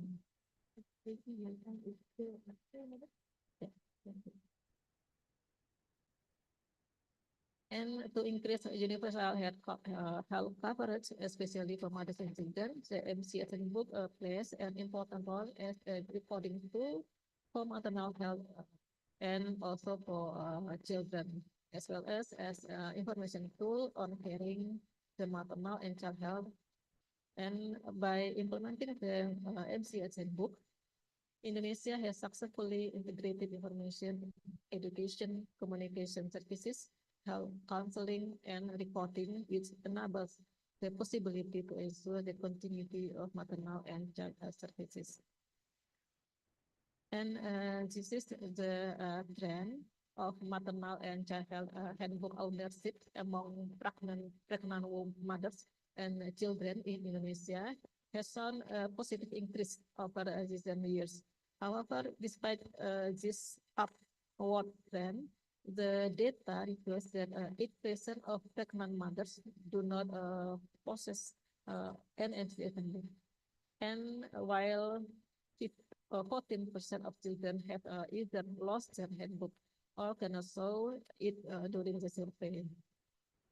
And the finding from various health survey illustrate that progress made since 2010, with a notable rise in the number of mothers and who have access to the handbook.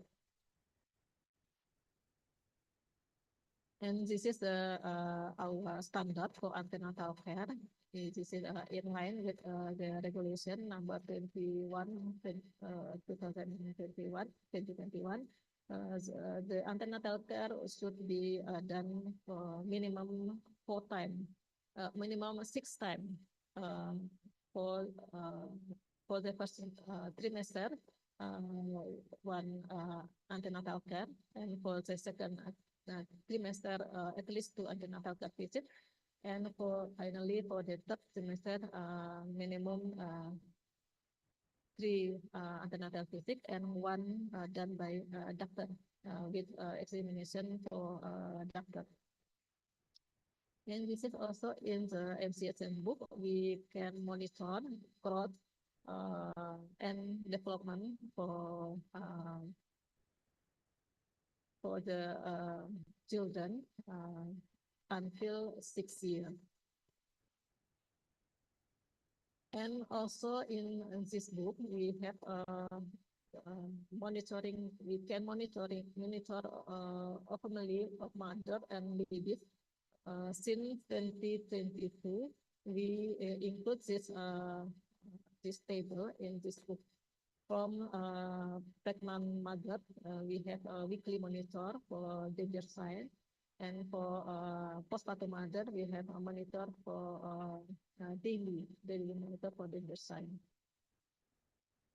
And this is for children. Daily monitored for danger sign for infant 0 to 2 months, and weekly monitor for danger sign 2 months to 16 months. And for low weight babies, we also have a little baby handbook, and this book also contain that can fill out by health worker and also by parent.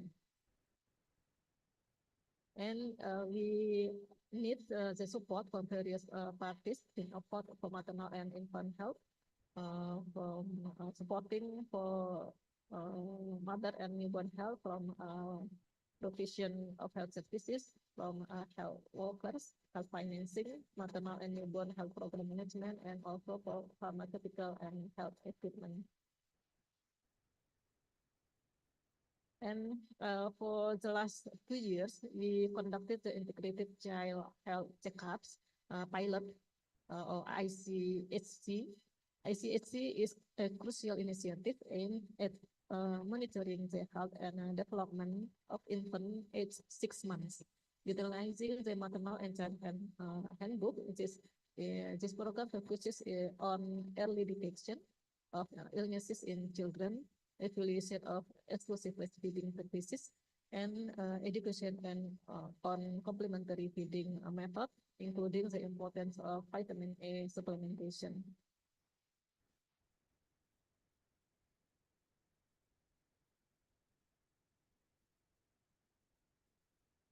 Yeah.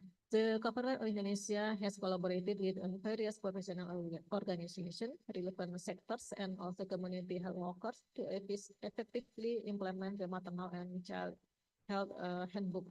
This collaboration focuses on 3 key areas. The first one, interprofessional utilization, engaging various health professionals such as doctors, nurses, midwives, and healthcare to ensure a comprehensive approach to maternal and child health. The second one, cross-sectoral utilization, partnering with organizations like National Board for Family Planning and relevant ministries to address both medical needs and social determinant of health. And the last one, digitalization development, utilizing digital tools to enhance monitoring, data collection, and communication among health workers, ensuring timely and effective care of mother and children. And the implementation of MCS Handbook in Indonesia effectively integrate health services with cross-sectoral initiatives in collaboration with various ministries, including the Ministry of Home Affairs for birth certificate and the Ministry of Education for early childhood education programs. And the MCF handbook is used in the Ministry of Social Affairs for conditional cash transfers program as a verification tool for maternal and child health claims. Additionally, the birth notification sheet is essential for obtaining birth certificates, while the immunization status recommended in the handbook serve as a requirement for enrollment in early childhood education programs in all kindergarten. And the last one, this is the history of the training in Indonesia concerning maternal and child health. The training is organized into 3 phases, beginning with the third country training program in East Java in 2007. This program focuses on integrating maternal, neonatal, and child health services through the MCF handbook during the decentralization era. And in phase 2, additional TCPP initiatives were introduced in regions like North Sulawesi and Yogyakarta, targeting improvement in health planning and private sector enforcement. In 2019, international training program further strengthened the implementation of the handbook in partnership with professional organizations. Ongoing knowledge sharing program of ASP from 2020 to 2023 adapted to challenges such as the COVID-19 pandemic, aiming to enhance community engagement in healthcare. The training effort continue this year in 2024 with a focus on collaboration across sectors in North Sulawesi, ensuring comprehensive approach to maternal and child health. This is the knowledge sharing program operates within Indonesia as a resource providing third country. This initiative involves personnel from various participating nation focus on transferring, dissemination, and retaining valuable development experiences, knowledge, and technology, particularly through the Ministry Maternal and Child Health Handbook. And this is the KSP, the implementation of KSP on maternal and child and to enhance the capacity of Center of Excellence. We have a 5 Center of Excellence in conducting the international KSP. This initiative is critical for improving the knowledge and skill of healthcare professionals involved in maternal and child health. And this is the last one. Yes, thank you. The TTTP third country training program, international training program, and KSP knowledge sharing program on utilization of MCF Handbook hosted by Indonesia. We already the 308 people from 18 countries have shared their knowledge and experiment through 15 times programs in Indonesia from Middle East, Africa, Pacific, and also from Asia. And in 2019, Indonesia was hosting the site event, effective implementation of Handbook's report to improve maternal, newborn, and child health at the 72nd World Health Assembly in Geneva, and this event supported by countries of Afghanistan, France, Japan, Kenya, Laos, Myanmar, the Netherlands, and the Philippines, and also Zimbabwe. And this year, today, we conduct we held KSP in North Sulawesi with participants from Burundi, Cambodia, Fiji, Laos, Nepal, and Timor-Leste, and also from Indonesia, from West Sumatra, Daerah Istimewa Yogyakarta, Central Java, West Nusa Tenggara, and North Sulawesi. Thank you. Thank you. Let's give her a round of applause for Dr. Devi for the insightful and I think it's very comprehensive presentation from Dr. Daisy to give us. So maybe before we go to the next, our speaker, Dr. Devi, I would like to just highlight what Dr. Daisy mentioned about. The first is Indonesia commitment to strengthen the maternal and child health, and it's implemented since 2004. Yeah. And then Dr. Daisy also giving the context of the demographic of population in Indonesia. We said about if we look at the bonus demography, like more than 207 million population, which is will be impacted the numbers of health centers. Your presentation mentioned that there are more than 10,000 health centers. This across all Indonesia. And then also you mentioned about the health system transformation. There are 6 pillars already implemented.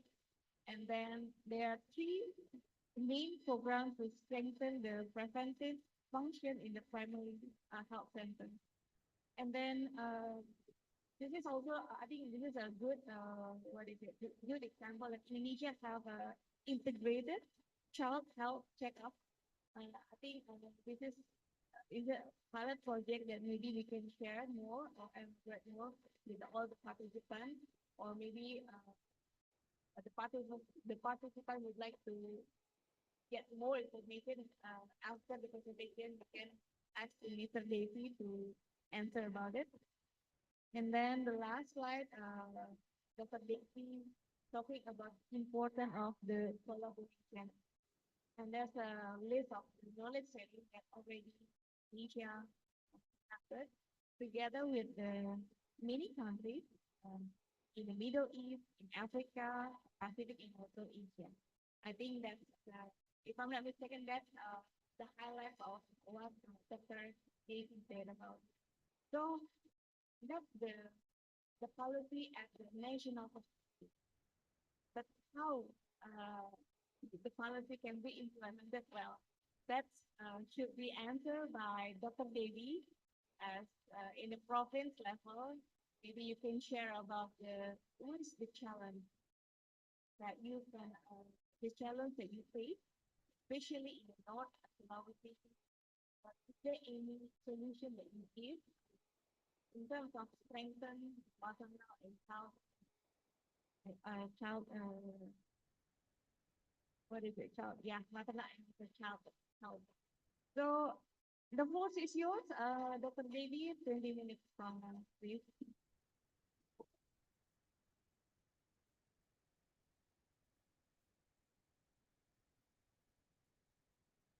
Thank you. Assalamualaikum warahmatullahi wabarakatuh. Shalom. Good morning, honorable guests. First of all, I would like to thank you for the opportunity to sharing our experience of using the maternal child health handbook in North Sulawesi province.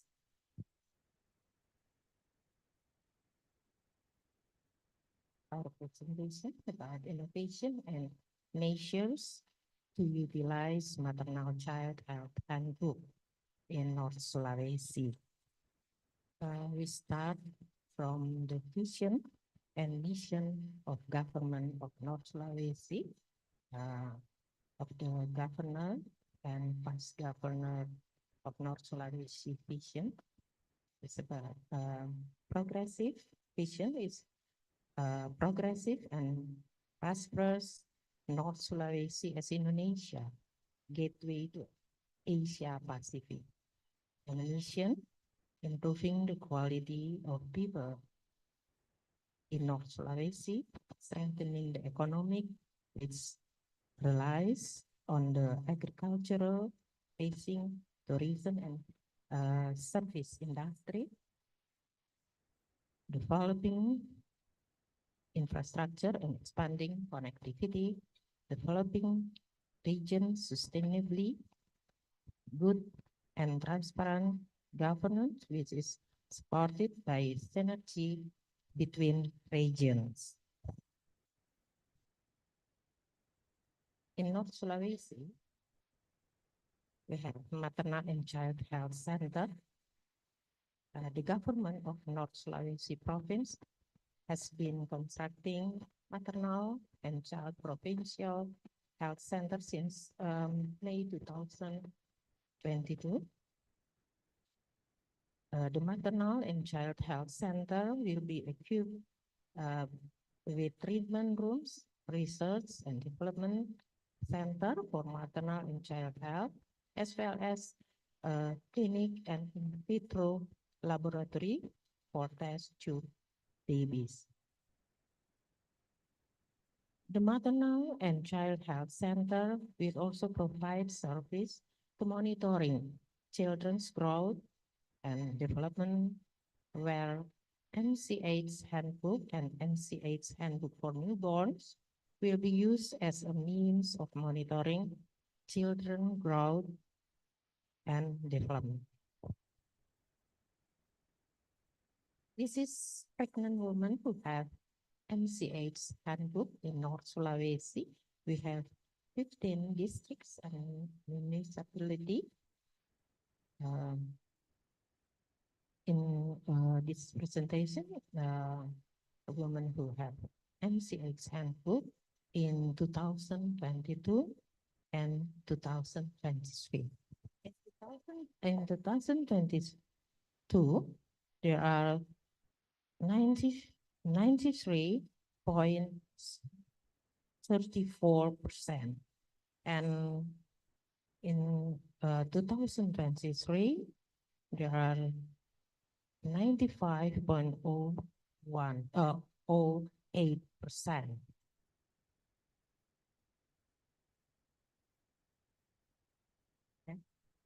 The regulations are stated in Governor's Regulation on Maternal and Child Health, which is in the process of being issued. In this regulation, several articles concerning the use of MCA's handbooks to support monitoring the growth and development of toddlers and the health of pregnant women are mentioned.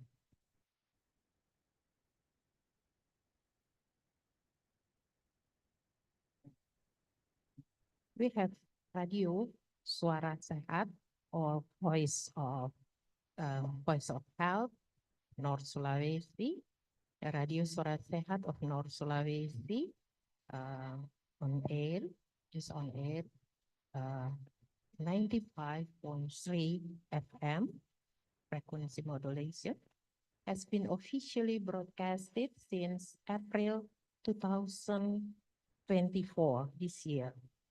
The presence of this radio is an innovation in the health sector to support North Sulawesi provincial government programs. This radio is used as a means of health information for the people of North Sulawesi. With the existence of Suara Sehat radio, health information, one of which is related to the use of MCA handbook, can be more easily disseminated to public.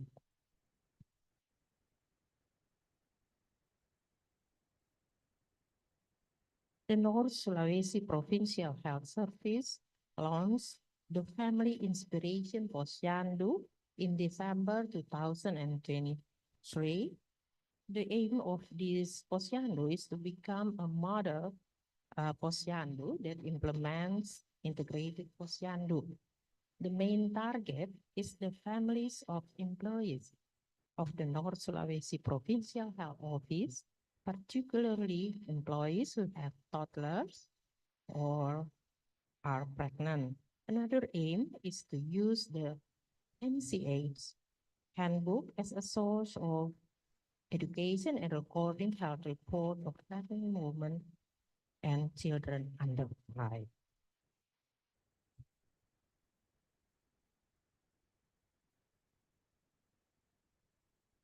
As the action plan of the 2023 KSP activities concerning collaboration with university to support health programs and health officer, the North Sulawesi Provincial Health Office entered into an MOU with the Manado Health Polytechnic, one of the academic health institution in North Sulawesi. This MOU signing opens up opportunities for the use of MCA's handbook to support the recording and reporting toddlers and pregnant women's health in the future, as well as increasing the use of MCA's handbook by health workers and cadres.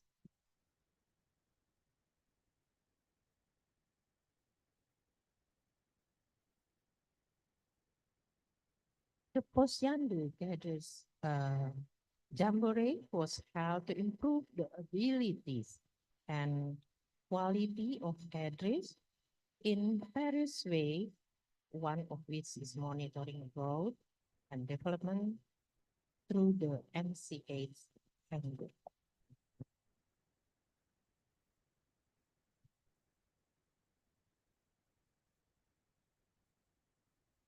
We have Pokjanal Posyandu, Posyandu coordinating team. North Sulawesi Province has a Pokjanal Posyandu or Posyandu National Health Working Group, which has been home-based on the degree of the regional health and it's assigned to coordinate the development activities in Posyandu.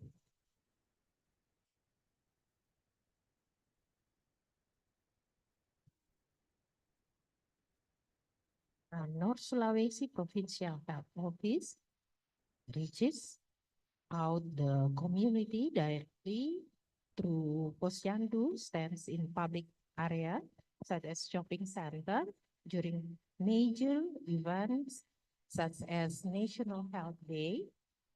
Things that are done include monitoring and growth and development of toddlers and pregnant women using the MCH handbook.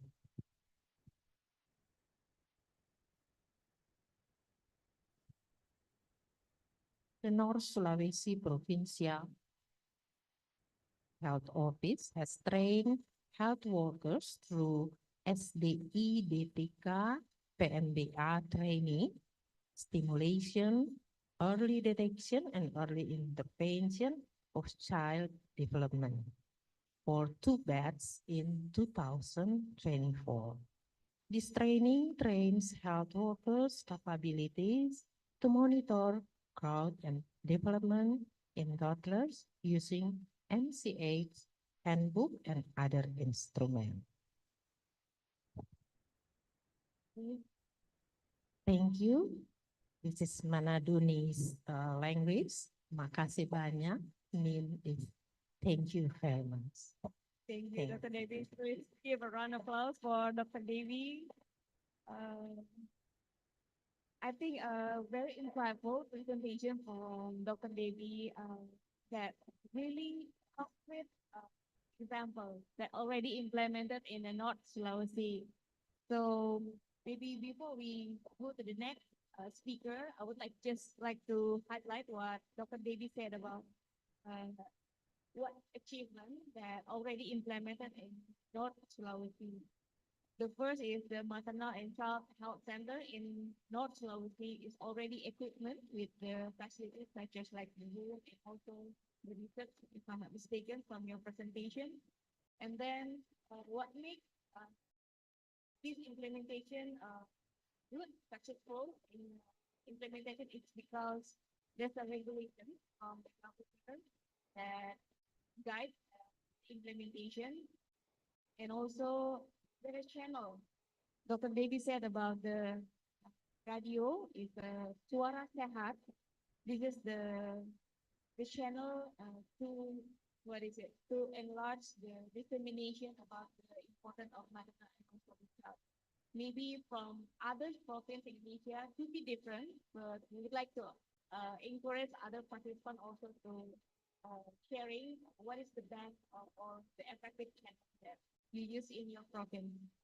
And then there's a new activity, the Family Inspiration Posyandu that implemented in December 2023 last year. It's an integrated service there. And then also their MOU. So remember that Dr. Devi mentioned about the collaboration. And then in the level provinces, Dr. Devi mentioned about there's an MOU, in meaning their collaboration already implemented with the university, Manado Health Polytechnic, help you to disseminate about the urgency of topic. And then not only collaboration with the Polytechnic, also there are Jambore of Integrated Service Post, call it in Indonesia, Posyandu, to increase the capacity of health workers. And also you try to reaching your community through Posyandu spend area. I think that is good. It's a good movement. You try to not only about the regulation, you force the urgency, and then you would like to engage with your community through the radio, through the Posyandu, and also through the public area that where the community can get the information. Thank you once again, Dr. Devi. And then for the last speaker, Dr. Saki Nakamura. She is a Deputy Director of the Maternal and Child Health Division, Child Development Bureau, Children and Families Agency, Government of Japan. And she would like to deliver her recording, and then please committed to play the presentation. And for the participants, would like to ask the presentation from Dr. Nakamura. We will list and also we will collect your question and then forward to her, and hopefully our committee will send the answer. Okay, maybe now we can listen the Dr. Saki Nakamura presentation. Please, please. Thank you for the opportunity to introduce Japan implementing the Maternal and Child Health Handbook. My name is Saki Nakamura, Deputy Director from the Maternal and Child Health Division of the Children and Families Agency, the Government of Japan. Before diving into the topic of Maternal and Child Health Handbook, I would like to introduce a bit about our agency and the basic information and vital statistics of Japan to put everything in context.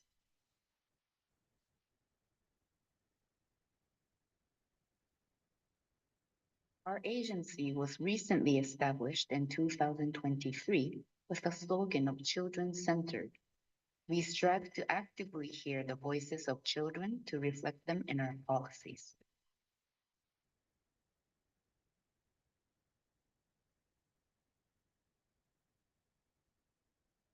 Our agency consists of one secretariat and 2 bureaus. The Maternal and Child Health Division is placed within the Child Development Bureau and provides support for pregnancy and childbirth and maternal and child health, and formulates basic policy on child care and development. This work was previously done in the Ministry of Health, Labor, and Welfare. The Support Bureau provides support for children and families with various difficulties and develops policies regarding prevention measures against child abuse, suicide, and bullying. In Japan, we have the Basic Act on Children, which was enacted from April 2023, simultaneous with the launch of the Children and Families Agency, to comprehensively promote child-related policies with a view to realize a society in which all children are able to grow up equally in good mental and physical health as independent individuals, have their rights advocated for, and live a fulfilling life in the future, regardless of their physical and mental conditions or circumstances.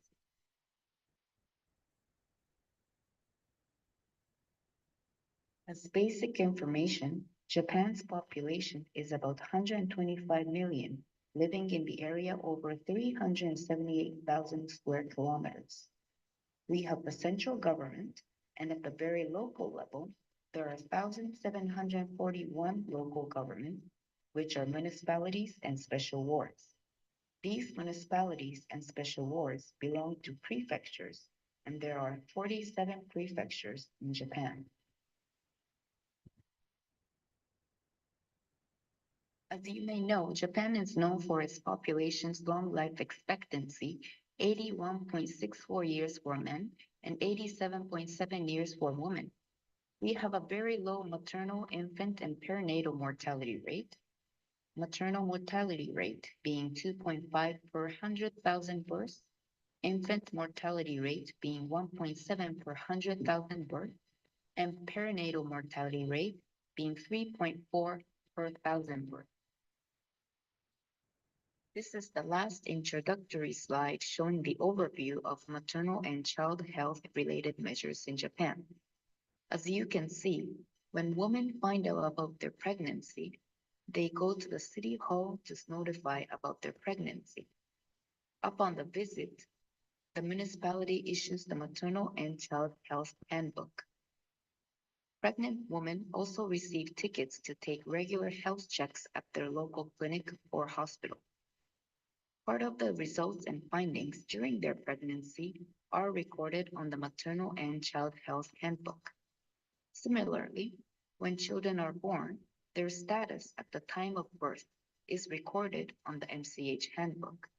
As they grow, part of the results and findings from the child health check, as well as their vaccination records, are written on the MCH Handbook.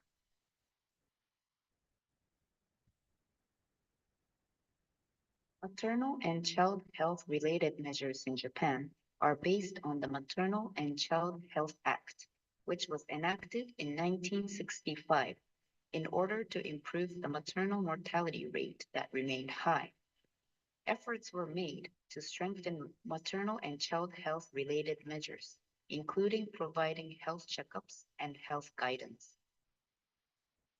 The objective of the MCH Act is to promote maternal, infant, and child health by identifying principles of maternal and child health and implementing health guidance, health examination, medical care, and other measures, thereby contributing to the overall promotion of national health.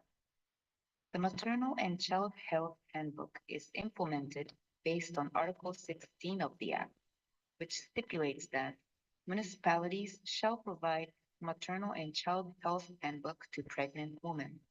The format of the MCH handbook shall be prescribed by ordinance of the Ministry of Health, Labor, and Welfare.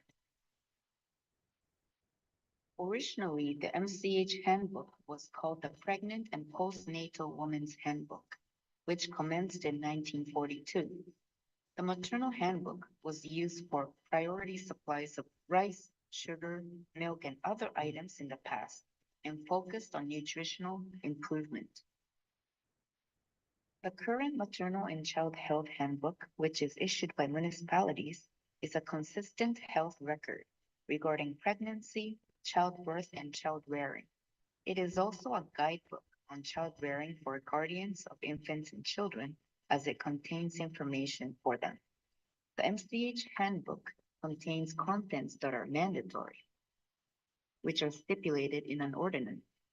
Examples of the mandatory items include developments during pregnancy, records of health checks during infancy and early childhood, immunization records, and infant physical growth curves.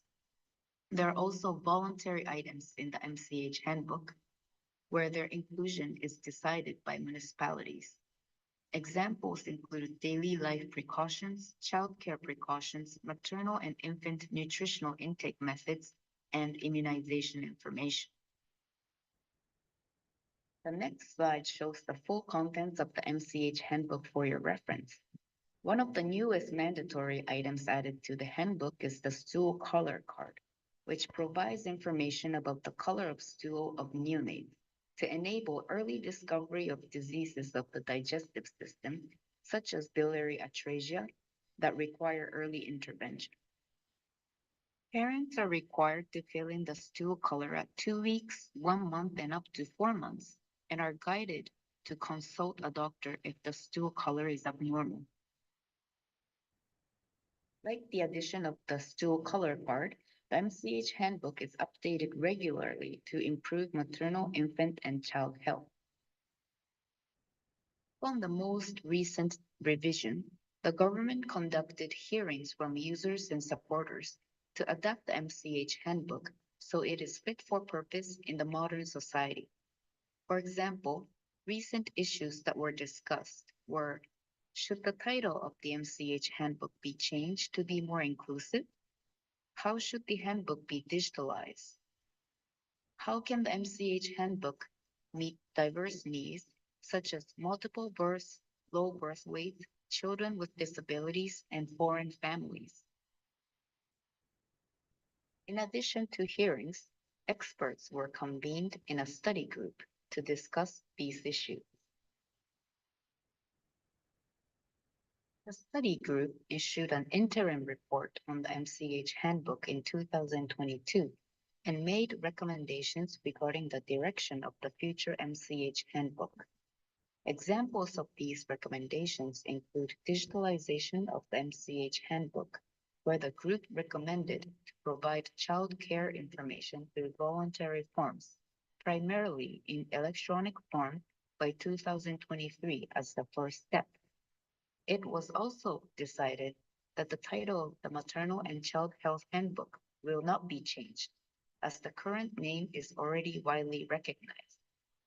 However, municipalities are able to set their own title in conjunction with the original title, MCH Handbook. The MCH Handbook will continue to be reviewed and updated to the generation's context for better implementation. This is the end of my presentation, and thank you for listening. I am more than happy to respond to any question. Thank you. Thank you for Dr. Saki Nakamura. Even though that she's not here, can we give a round of applause also? Okay, thank you. So I think we still have a time, like 30 minutes before we get lunch at 12. And then we will open the discussion session for maybe there's some question from the participant, your burning question. Maybe would like to ask to Dr. Devi or Dr. Devi or even Dr. Saki Nakamura. So I think don't be shy because this is a good opportunity because when you asking the question, I believe there are 4 or 5 photographers are ready to take your picture. And this is a good evidence that you can say to your boss, oh, I already become the active participant in Manado, Indonesia. So please, if you have a question, please raise your hand, mention your name before, and then your country, and speak near with the microphone. Is there any question from the participant? Participants from foreign and or also from the province of Indonesia, please. If maybe you still try to create your question. So I think I have a question to Dr. Devi and also Dr. Devi. So we're talking about the policy in a national wide. What is the biggest challenge of the Ministry of Health Indonesia implement? Because we know that Indonesia have a big province, and each province will be not the same level at the development, especially how the challenge, how you solve the problem to implement this policy in a city until the remote area. That's your question. That's the question for Dr. Devi, and also for Dr. Devi, still about the challenge. We know that you already mentioned about the effective that already implemented in the North Sulawesi. But what do you think the challenge that you the most difficult challenge that you face in the North Sulawesi? But then you also see the opportunity that you can elaborate more on the potential actually that North Sulawesi has to increase its mother and also, maternal and also child implementation. Please, Dr. Devi, would you like to answer? Yeah, thank you for the question. I think because we started the using of MCH Handbook since 1994 as a pilot at Central Java province at the time, and since 2004, the implementation of MCH Handbook is national level. And since that, we are from central government already printed the book for all pregnant mothers.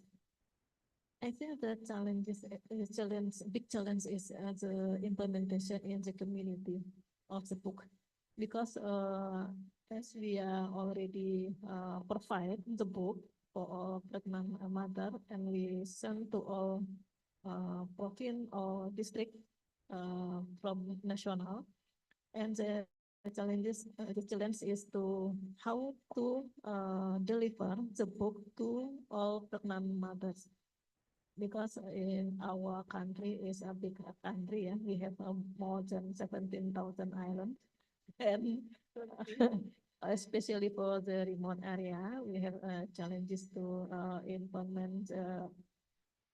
I think not MCH Handbook program, but also other program for the remote area. And the implementation also can be done good implementation for the for FCR Handbook. I think if the government is committed from the provincial health office, district health office, and also from health center, and also for midwife, because most of antenatal care in Indonesia done by midwife. More than 50% of antenatal care done by midwife, and MCH Handbook will give to a pregnant mother on the first contact of antenatal care, and not only for get the MCH Handbook, but also to understand the book. This is also a challenge in the implementation. Maybe like that. Okay, thank you. Maybe my microphone is not too loud. So this microphone, it sounds bigger. I think it's 1, 4, 3. So thank you, Dr. Daisy, for the what is it? How Indonesia, especially to challenge to disseminate the policy into the different province, and also with each of the different. I mean, each province, I believe they have a potential and also their challenge. So, Miss Dr. Debbie, give me your insight. What is the real challenge that you face, and then what the potential that North Sulawesi still can do in terms to strengthen this policy? Please, Dr. Debbie. Thank you. North Sulawesi province have 15 districts, and 3 of districts is an island area. It's what we have challenged to give increase the knowledge for the mother, and family of that. We have 3 district island, and the geography it's very heavy, remote area, but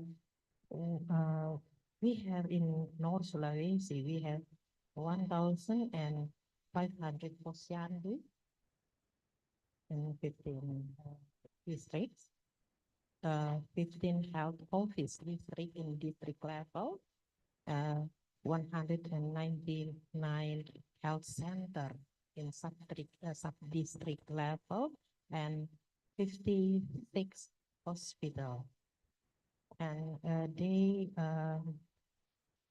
we work together to give information to increase health and family health.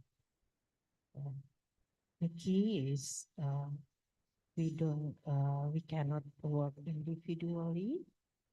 We have to multi-collaboration in our area, intersectoral collaboration.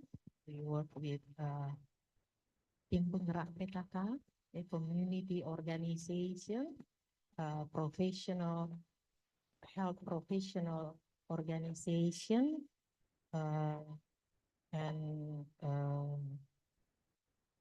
women organization, and all to work together. Thank you.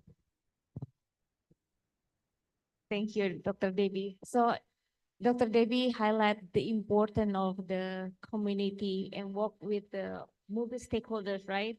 In terms of not only the workers or health workers, but also the community that related with the health workers.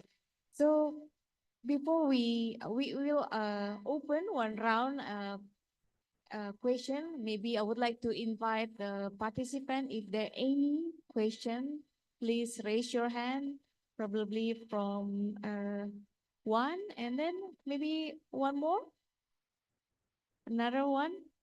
Okay. But before we take your question, maybe I would like to, I forgot to highlight what Dr. Saki Nakamura presentation. So I just took the issue of the future. This is maybe can also can be respond by the headquarter of JICA, as because Japan is our benchmark, that the issue of the future of the NCH handbook. About the first is about the digitalization. It's still with the book handbook only, or we will go to the next level, such as application or soft copy. And then the second is about the title itself, because we believe when we see the maternal and also child, the role is not only the mother, but also the father and also the support system of the family. So maybe from JICA or government of Japan also can give the response. So I will take the question from the participant. Please, please stand up and don't forget to mention your name and also your country, please. Good morning again. My name is Tan Kam. In with you, I'm from Laos, from National Center for Maternal and Child Health. So thank you for the informative information that the panelists is sharing with us today. So this is my first time to attend this critical meeting. So I see these books quite comprehensive and very, very variety of design. And here I think it's very, very important. So I just would like, I keen to know how the effective, the use of this MCS handbook. So from our experience, the first version is only 79 pages, but now up to 79. So we see that the use in our country, the health providers, they don't must pay attention on the record. Even for the maternal or care giver, they also don't use much. So as when you go down to the facility, you observe to see a lot of patients who come, they miss a lot of opportunity. Even in the book, we have some charts review. We also see a lot of information, a lot from the record. So just would like to know how effective the health provider and also the caregiver, they are using this wonderful comprehensive handbook for maternal and child. Thank you. Thank you. From Laos, if any participant would like to share your question, maybe sharing knowledge, your province or your country, please take the opportunity, because this is a good opportunity, because their documentation and photographer will capture your picture. Please, Pak. Please come to the microphone, mention your name and also your country. Thank you very much for the opportunity.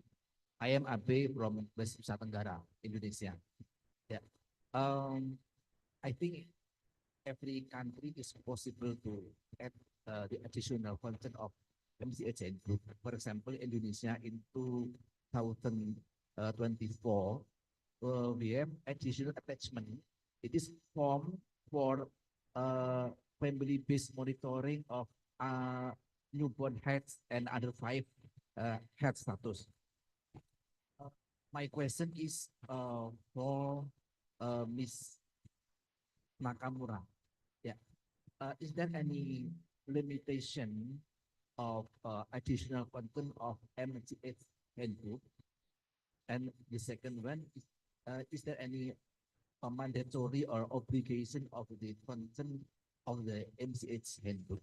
And I think this meeting is very useful as opportunity to share experience in each country and also best practices related with MTS and implementation. Thank you very much. Thank you, Pak dari Nusa Tenggara. One more, another opportunity to get captured with our photographer. Is there any one more participant? Okay, with that, I would like to highlight and then ask to Dr. Daisy and also Dr. Debbie to answer. From Laos, the question is this book is very effective? I mean, maybe you can share how this book really effective in a national wide, uh, and also for Dr. Debbie, I still remember there's a slightly increased effective the use of, I mean, the woman who has the handbook is increased, and also from Pak dari Nusa Tenggara, Lombok, Indonesia, is there any additional attachment that it can be used for the monitoring? It could be answered also for by Dr. Daisy. Please, maybe Dr. Daisy first. Yeah, thank you for the question from Lau and participant for the effectiveness of the MCS handbook in Indonesia. We realized that at the first time we developed the book, the content not much as this time, and every revision. We have some revision, yeah, every 5 years, and the content also edit. And the last one, the pages of MCF book is more than 100 pages, yeah. And this is a very comprehensive book, and because we are in the on the process of the revision, we are supported by all professional organization and also from district, provincial, and also from health worker at the village, and from any program want to add the program into the handbooks. And for effectiveness, I think from the many program in this book, the immunization child monitoring program is very effective in the field.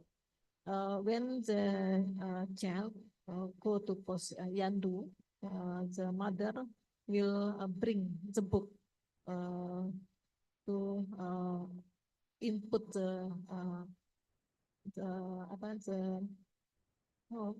growth monitoring child in the book, and this is a very effective to monitor the growth children, because in Indonesia we have still have a struggle with some nutrition problem.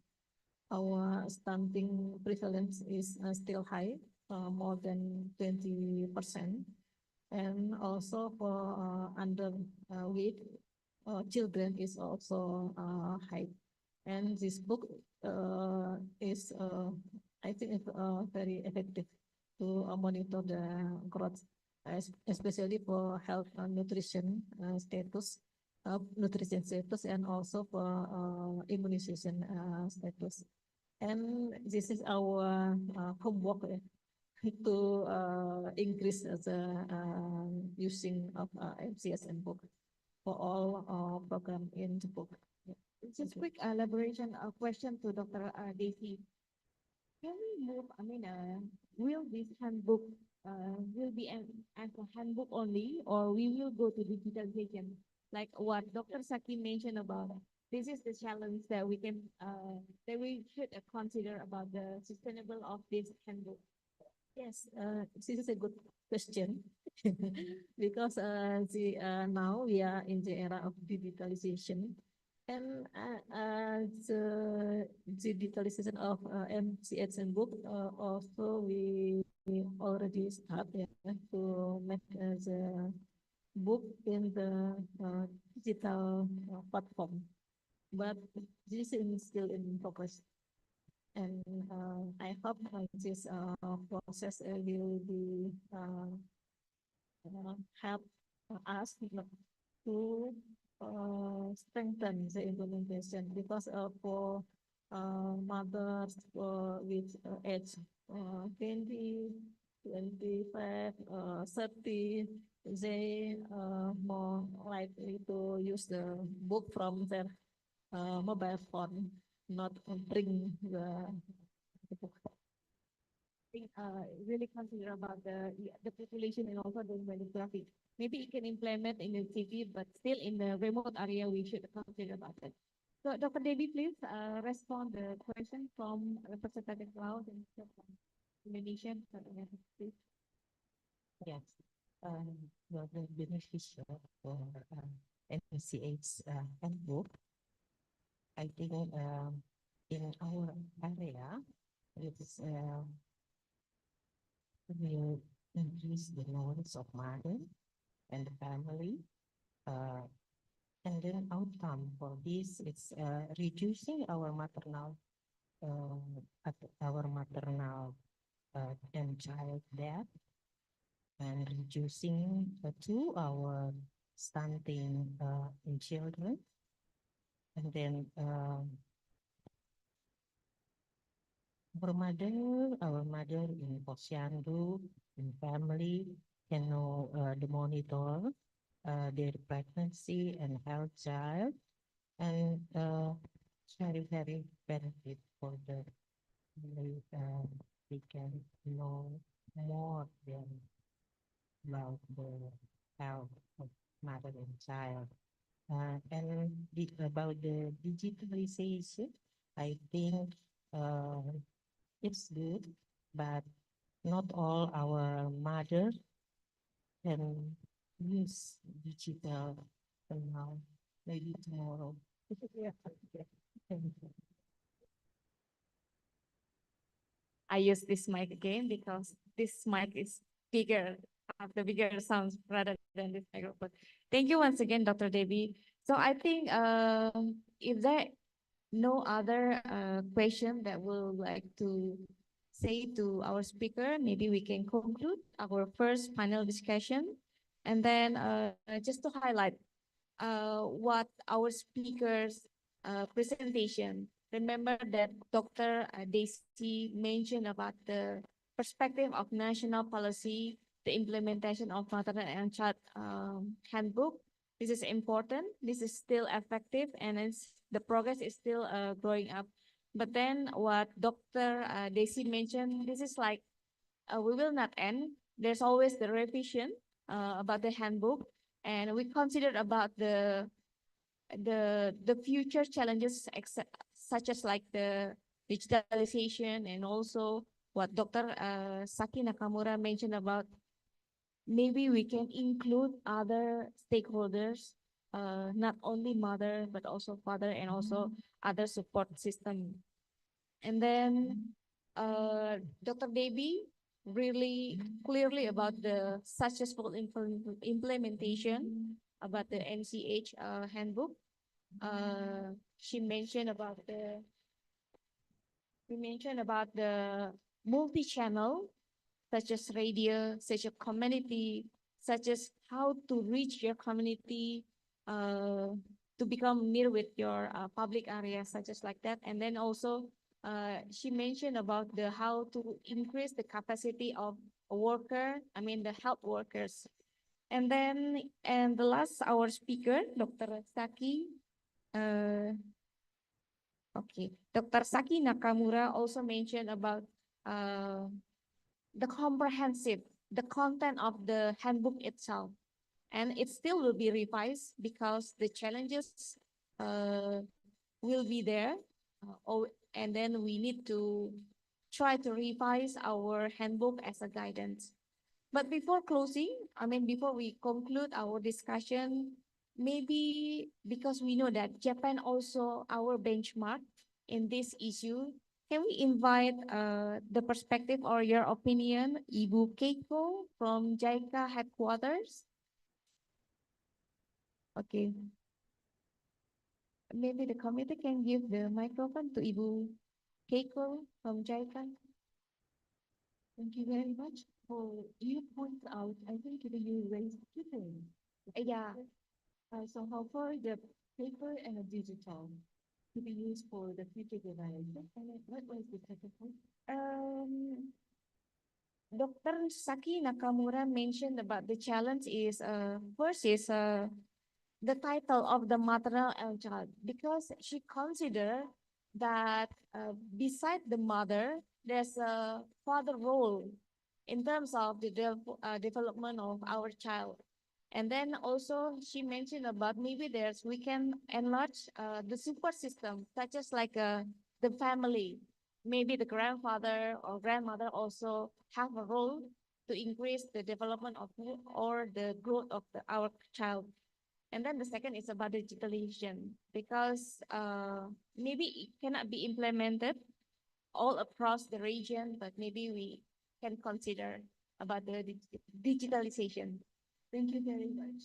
So this time, Dr. Saki Nakamura, the Children and Family Agency of Japan, which lecture. Maybe.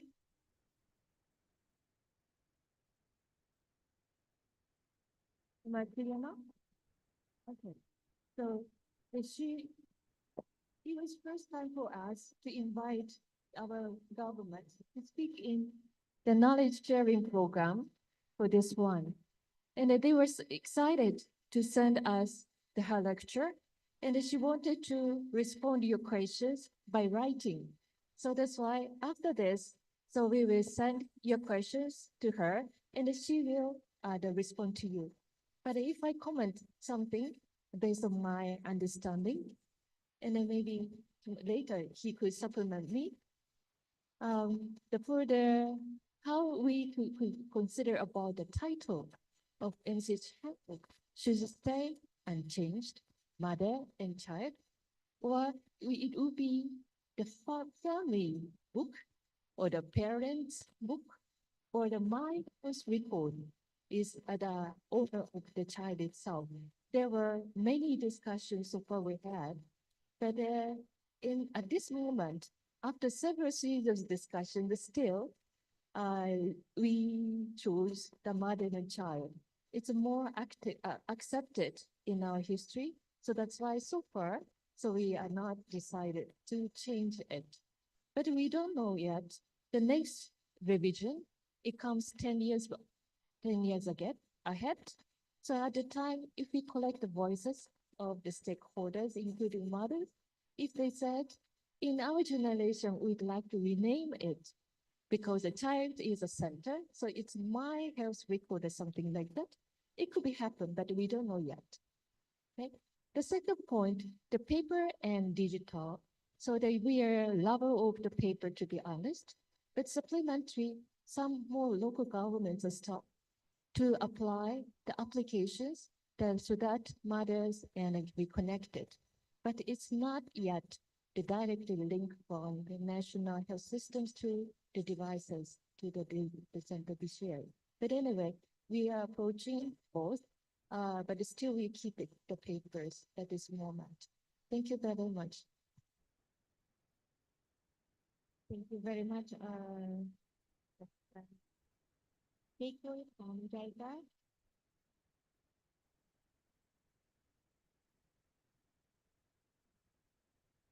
Thank you, Ibu, Mr. Keiko. Wow.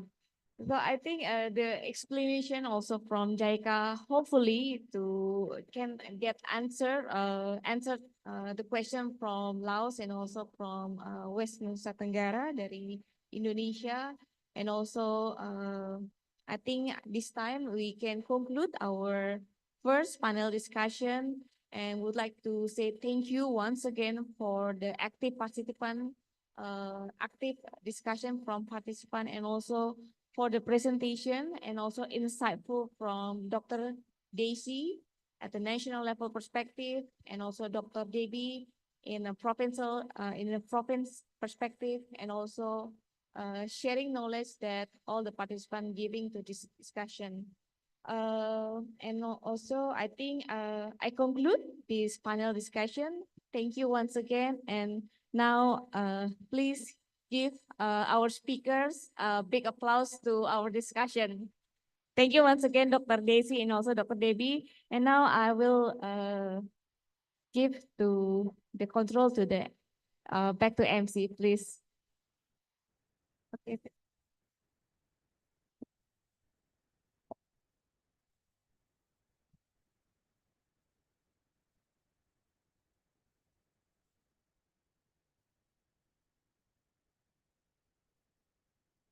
Thank you very much, the moderator, the Miss Noruma Nusanti. Please give her the big applause too. Thank you very much for your moderation.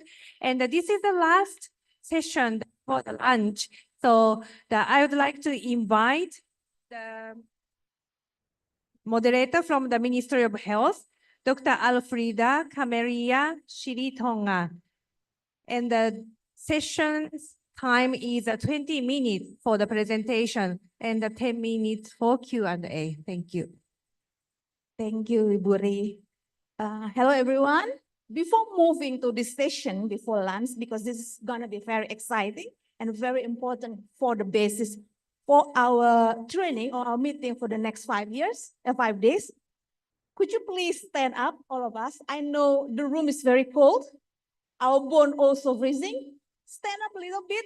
Can move our body and stretch our body. Just 30 seconds. Okay. Yes, everyone at the back, please join. Can we stretch our hands, our legs, our back? Better? Okay, please be seated. For this session, we will discuss and we will learn and listen from the global view and the global guidance about the home-based record, including the MCH. For this, we would like to invite Ms. Keiko Osaki to the stage. Please, Ibu. Thank you. Ms. Keiko Osaki is the Senior Advisor on Health at the Japan International Cooperation Agency, JICA, at headquarters in Japan. 30 minutes, Ibu, for your time, please. Thank you very much. It's a very honor for me to speak with you about the global views on implementation of home-based records. I think you can show us in the PowerPoint, please. But anyway, if possible. Myself has been working for MCH Handbook in Indonesia about 3 decades, to be honest. And then now I'm working at the headquarter levels. That's why I'm working with the Burundi participants and the Nepal participants, sometimes with the other countries' Laos. Anyway, so we'd like to share some background information why we are getting together for the MCH Handbook. So the 3 topics I will cover. So one is about what WHO guidelines tells us about home-based records. Could you open your bag? Can you find the WHO guidelines issued in 2018? Please open your bags. The second one is how countries are using the MCH handbooks for their purposes. The third one is about how to strengthen implementation of MCH handbooks. Yes, lady from Fiji, you successfully find out it's the implementation guide. Someone else to find out the different page, the cover pages. Show me. Next, please. Yes, that's the cover page. Did you find that one? Yes? No? Okay. So do you know this WHO guidelines on home-based records for maternal, newborn, and child health? Yes? Nobody. So I'm sure you cannot find out the information you need in these guidelines yet. But don't worry, by the end of the session, you will get idea. I hope my voice is more clear than like this one. Which is better for you? This or this? This is better. No, this is better. Okay, let me continue like this. Okay, next please. See, this is the launching session they held in the World Health Assembly in 2019. And this guideline is the first WHO guidelines on home-based records for maternal, newborn, and child health. And co-hosted by Indonesia, as lovely Daisy mentioned that, and then with Afghanistan, Laos, Philippines, Myanmar, India, Kenya, and in Zimbabwe, the Netherlands, and in Japan as JICA as Japan. So next, please. What is home-based record? It's a record of an individual's health status and their history of health services received, like health, growth, and development status, visits to a healthcare provider, vaccination received. So if it's the letters are too small, you can open the folder in the material day one, you can see it, okay? And if you would like to scan the QR code, you can directly jump into the guidelines content, okay? Okay, let me continue. So home-based record means the record kept at household and mobile if the client would like to move around. And it's intended to be an integral part of the information system, which is a supplement of the facility-based the record. So it's not equal to the facility registry or register. And it's a tool to support right of individuals to access information. So it's in line with the global efforts for people-centered care. So that's why WJ decided to issue these guidelines. But to be honest, even any countries doesn't have a usage handbook, at least 163 countries have used some kind of home-based records. But maybe, although we are not aware of that, it's important. That's why some countries just actually use it, but some countries are using very well. Next please. Okay, so what kind of home-based records exists in the world? Maternal health card. Lady from Nepal, you are aware of the maternal health record, yes? And the lady from the Fiji, you're using the child card, which is including immunization and birth chart. And the other guys that you're using MCH Handbook, which is combined one, the comprehensive one, starting from pregnancy till child. Next, please. Okay, those are potentials. I believe all of you are aware of the what's potential MCH Handbook or the child cards have. If you imagine, so because the health care providers could access to the important information on it, and it helped them detect better, right? And then to take prompt referral or increase the communication between clients and also between health workers who are living and working in different places. And it's routine health information monitoring the assets. Because some of you are using the record on the immunization is a source of data for the DHS. For the client side, it helped them to facilitate learning and awareness of the health and promote detection of risks and timely actions. It encouraged them to take positive behaviors at home and come back to health facilities for continuity. And support the right to access to information and enable informed choices. Yes, those potentials are very common and clear that as a suggestion, recommendation from WHO, it should be evidence-based. That's why systematic reviews were conducted for the guidelines. Next, please. two recommendations. The first one is about the values.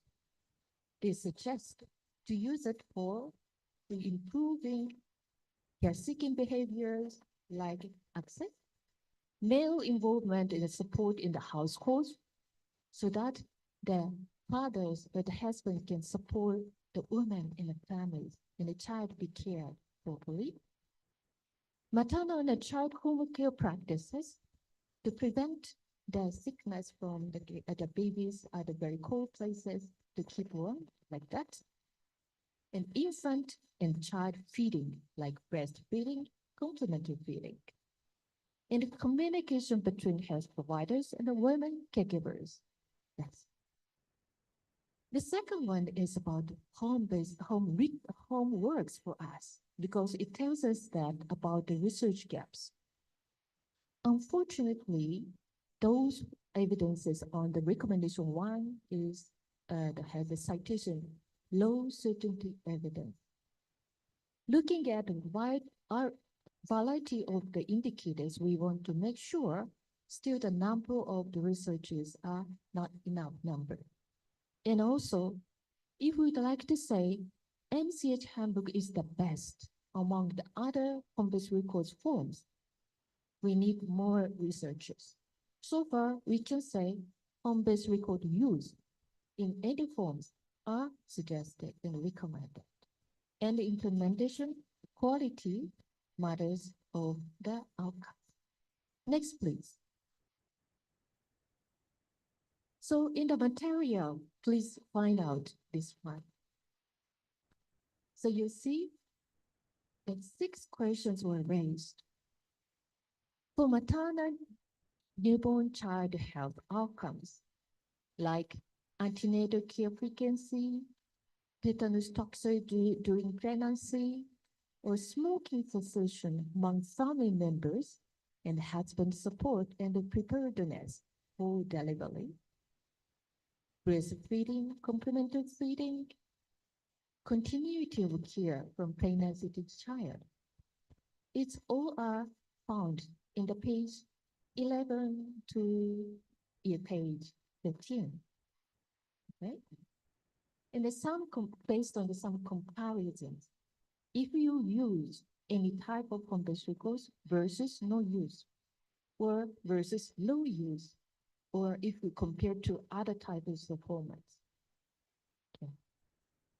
So you will see the outcomes for the maternal, newborn, and child health outcomes and health system outcomes. It's the question 4, 5, 6. So it means where there the health workers are more frequently explain and identify complications and satisfaction, communication, sense of control.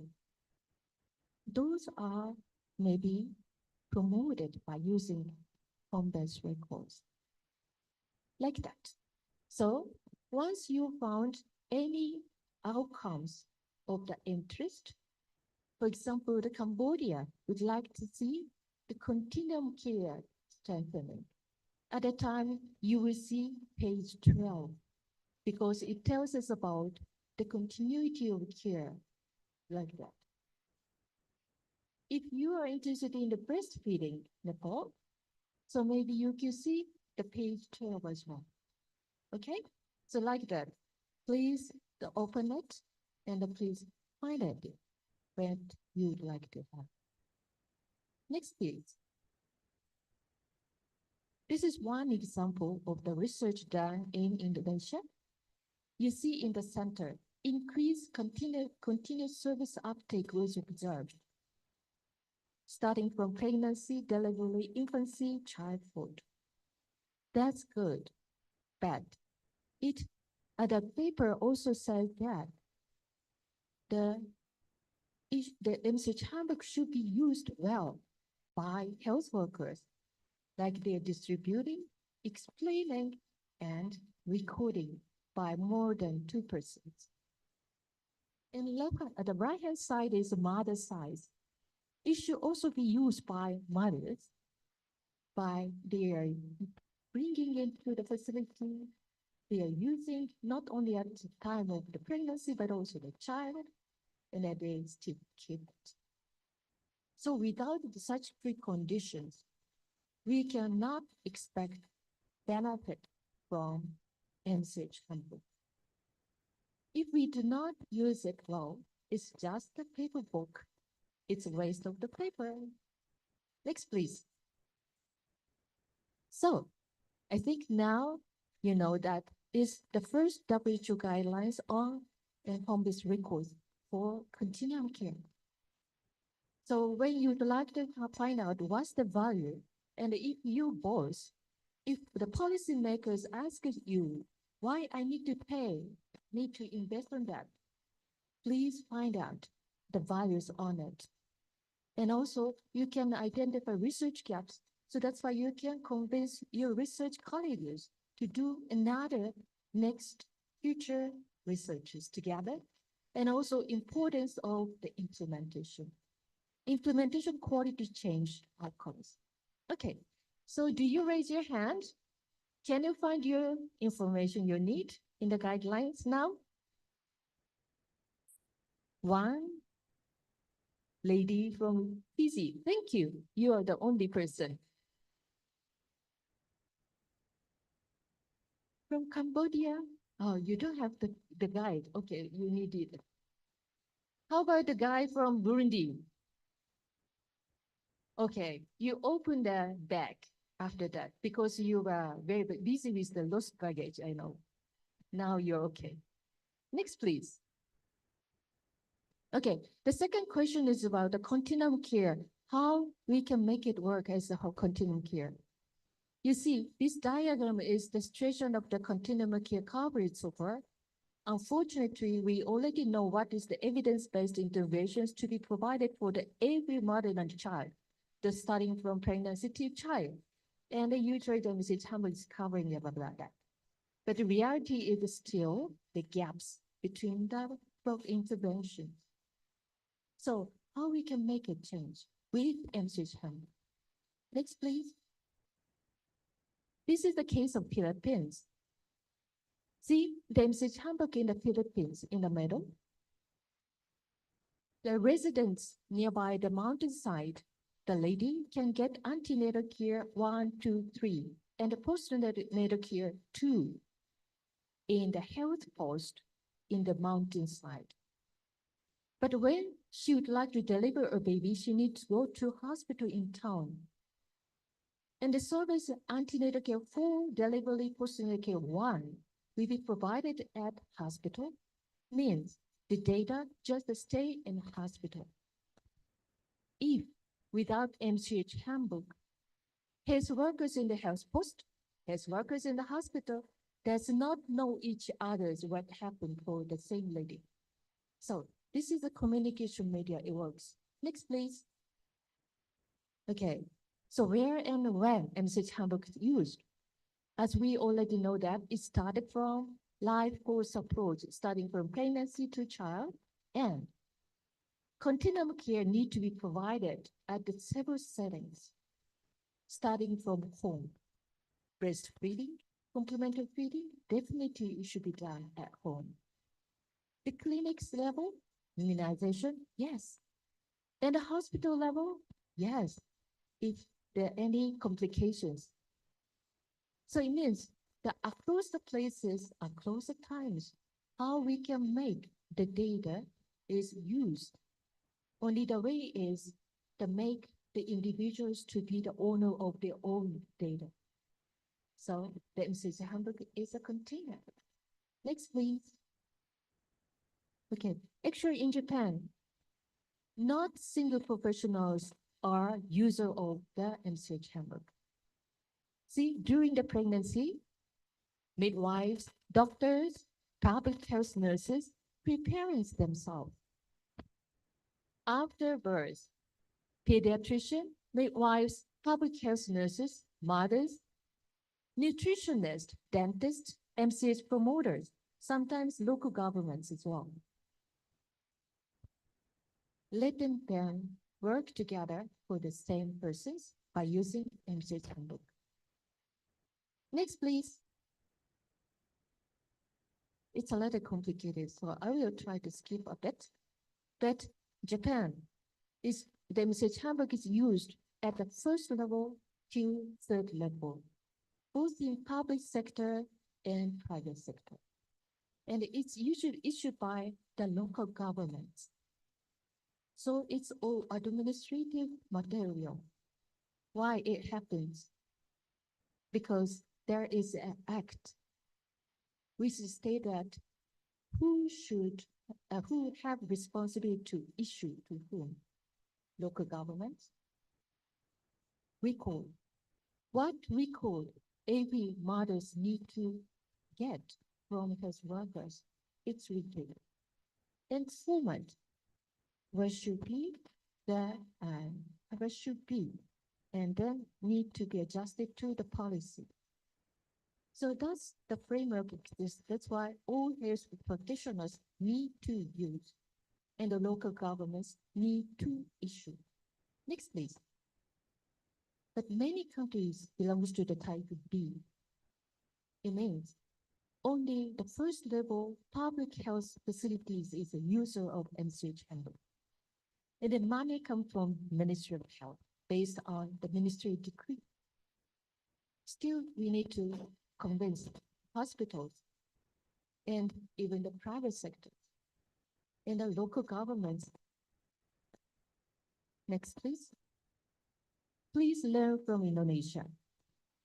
Indonesia took some strategies to make it use more than ever. 4 strategies. 1. Go beyond programs. Not only mother and child health programs, but immunization, nutrition. Sometimes they created different cards by using different funds. Fragmentation. The first step was go beyond programs. Fragment programs need to be integrated first. Second, beyond public health services. As I told you, health center, puskesmas are good users, but why not rumah sakit district doctors? So they convinced medical services to issue the decree.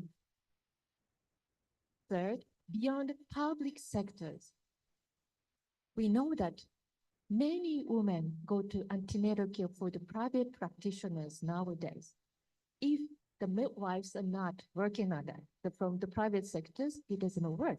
So the professional organizations are circulating the letter. In the beyond health sectors, the local governments are expected to onboard. Next, please. So now you know that design and put well the message handbook in the health system and administrative system. And I will touch a little bit about how to use for the child development. Next, please. So as I told you, the 2 books are now issued from WHO. And after that, so many technical guidelines is referring to the homeless record use. Antenatal care, postnatal care, preterm low birth weight infant care, care standards, self-care in primary health care, and scheduled well child visit. Next, please. Some of you know nurturing care framework.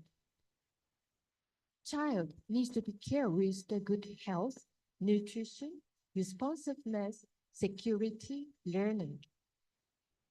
For the survive and thrive. Someone needs the platform. MCH Handbook works as a platform.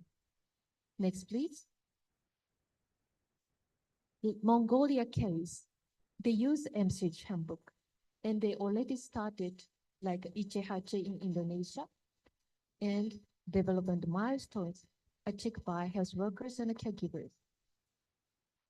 So 90% says that okay, 80% says they are checking, and the 50% are recording it. The works, entry point, MCH Handbook works in Mongolia case. Next, please. But we need to listen to the voices, alarms from other programs like immunization. Kenya has MCH Handbook, but they found that still not actively used it to fill the missed opportunity for vaccination. Even 70% health workers says it should be monitored every kinds of health workers to the complete immunization. But reality is 33% says this is only the nurse responsibility. Why not? Every time the professionals use the contents for the benefit of the mother and child optimally. Next, please. So, use the message handbook as a platform for all to work together for mother and child health and well-being. Next, please. Last question. Is your message handbook optimally used in your country? Yes?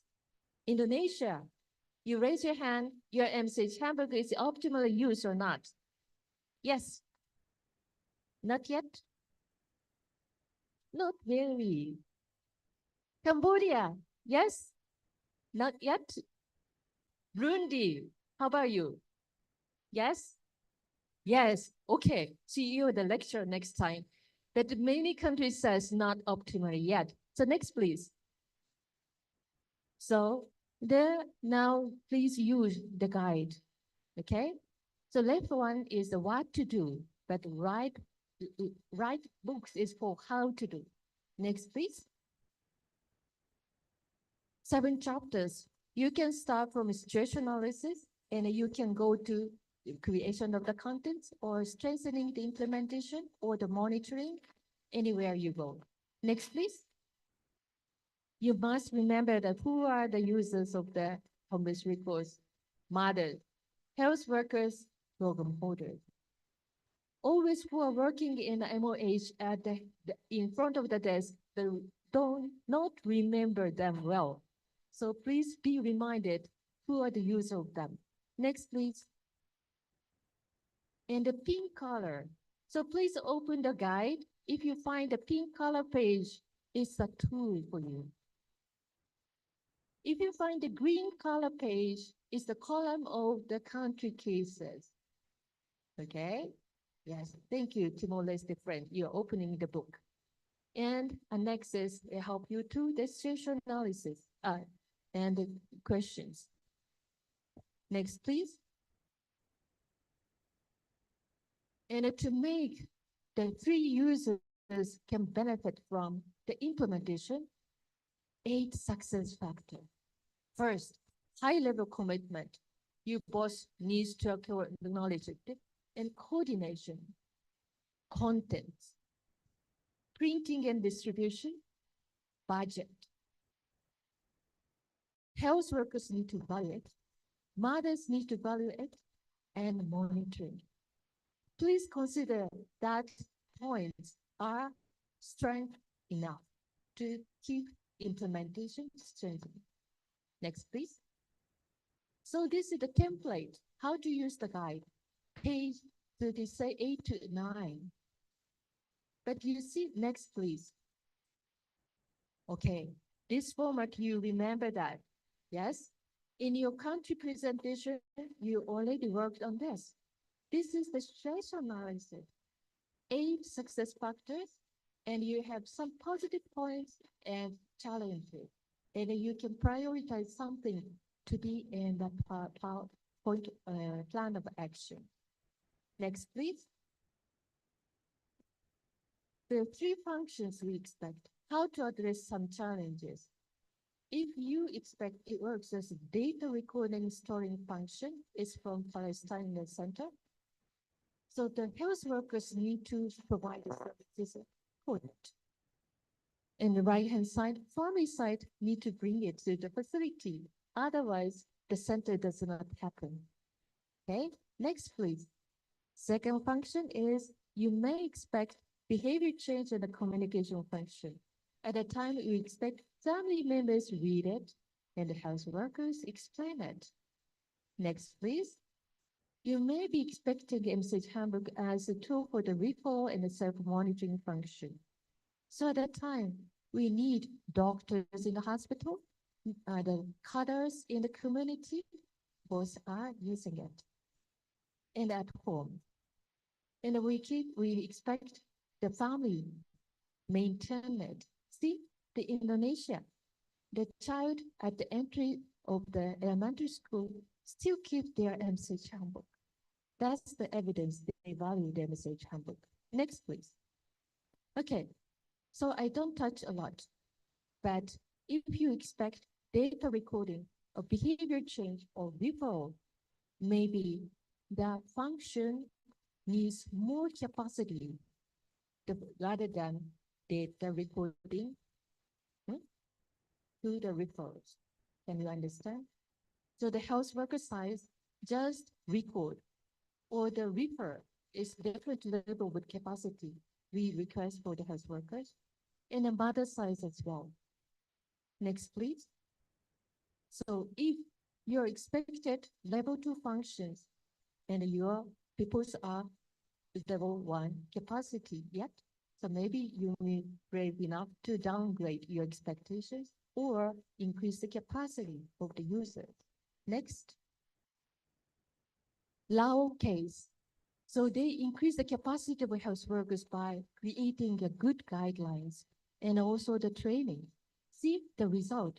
Antenatal care, they increase the capacity of screening and explaining danger signs, but the still assessment is a challenge. Next, Indonesia, mothers class. Mothers are getting together and learn together to increase the learning. At the same time, health workers increase the way of communication through mothers class. Both sides are capacitated. Next, please. Ghana, they use it for the quality of services. Next, please. Through monitoring. Can you see?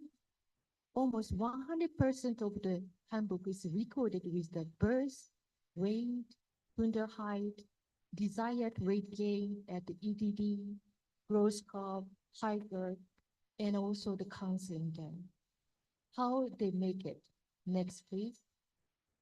Monitoring is the center of the strengthening the implementation. Next, please.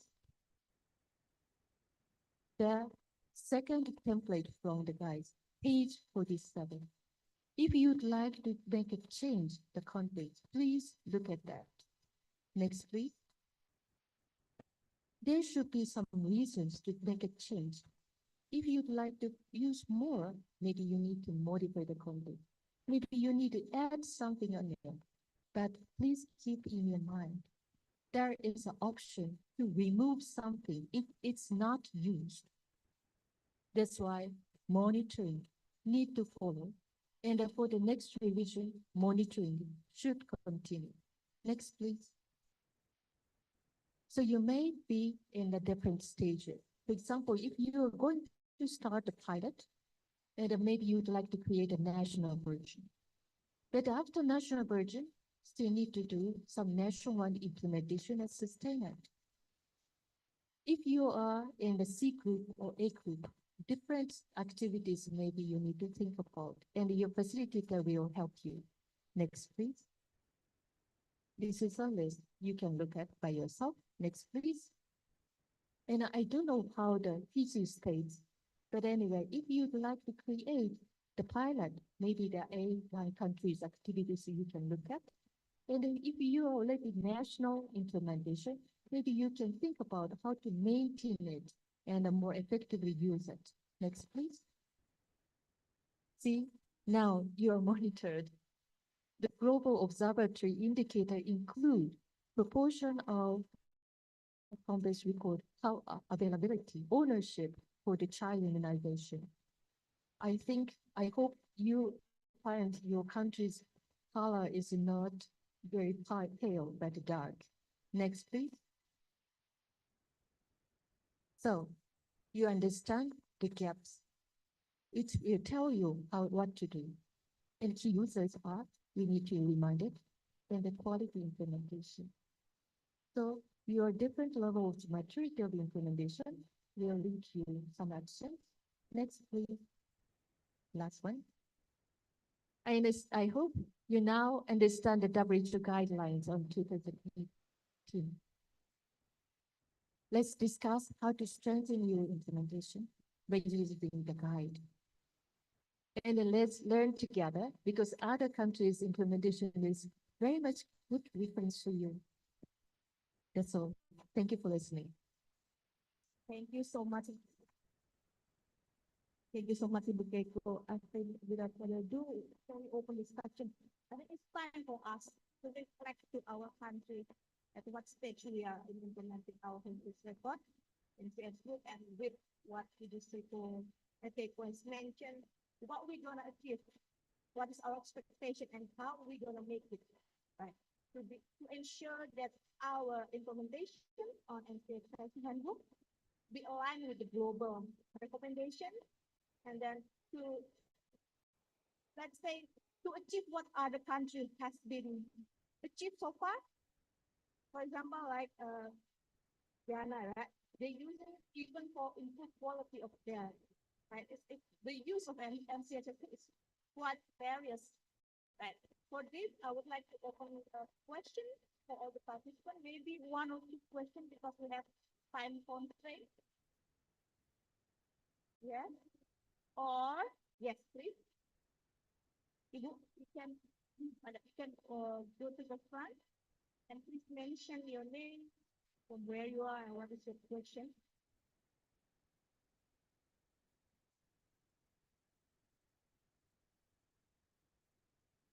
Again, my name is Hayin. I'm from Cambodia. I'm from Cambodia, and this time I would like to have a comment and the question part for my country. After I job the presentation or presenter, like from Cambodia is so far from the handbook. Yes, because we just session 2017, and a lot of experience or knowledge that I got, and I thinking that I really develop in my country. I with not like the national policy in my country is like that, and it's stakeholder in the program, and also success in China or tool. So I think maybe JICA or the design difficult to guide, or I need a lot of help from all of you because must need to include stakeholder, yeah, to involve in this program of the book. The mother or her worker is very important with the book. Yeah, because as a presentation, yeah, I think that her worker in my country now, the knowledge is still limited, yeah, because must be to have full of knowledge, and we can share or educate to the mother to use the handbook. Yeah, so my question, I think maybe big question, yeah, because we just start. That's when we just start. Yeah, every year that I enjoy attend 2 times, and other will be online. Yeah, but we cannot integrate 2, 3 kinds of the handbook like this. Not now we cannot call the handbook. That's why people ask me about the I use handbook. I didn't raise hand. Yeah, because we just say education booklet, yeah, like this. Yeah, but we want to integrate and we upgrade or develop to handbook in country. Yeah, this is my idea or my concern, and want to learn from this program. Thank you so much. Okay, I need some recommendation from all of you too. Yeah, because This knowledge is very important for me because I will bring it to my country and I will share to my Ministry of Health and share in the meeting too that because they support me to join this camp. And thank you so much for Ministry of Health or the Ministry that support me to join this program. Thank you so much. Thank you so much, Madam, from Cambodia, right? Cambodia. So it's about your comment and you sharing your experience in the country, and then request help from JICA also. Maybe others during the next 5 days, maybe we can have further discussion, and then we can look at how the implementation. We have facility for our distinguished participants and get more insight and can get lesson learned what to bring for the country. Okay, so you want to respond? Just briefly, thank you very much for your active participation. So I think we can discuss within the team, like Fizzy and then others. So every country needs to contextualize why you need to start MCH Handbook. At a time, the your situation is changing. Before, maybe the MCH Handbook mortality is the mother, but other countries are focused on the nutrition more because it's a good investment for the future, the preventing NCDs or for the epidemiological transition. So every time we can explore some challenges in the new stakeholders. But anyway, let's continue discuss. Any other discussion that you want more? Or Ibu Ray? No. Okay, time is up. Okay. For this, we will conclude this session. I think for the next 5 days, even after this program finishes, we can still look at the global guidance and how we want to improve or expand and strengthen our MCFM utilization. For this, applause for Ibu Keiko again for the very exciting session. Thank you. And we will return to the Ibu Ray.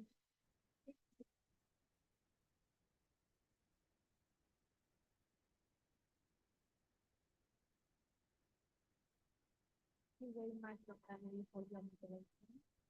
So, let's keep the time break now. So please come back here at 1:30. So we will start our presentation from 1:30. Thank you very much.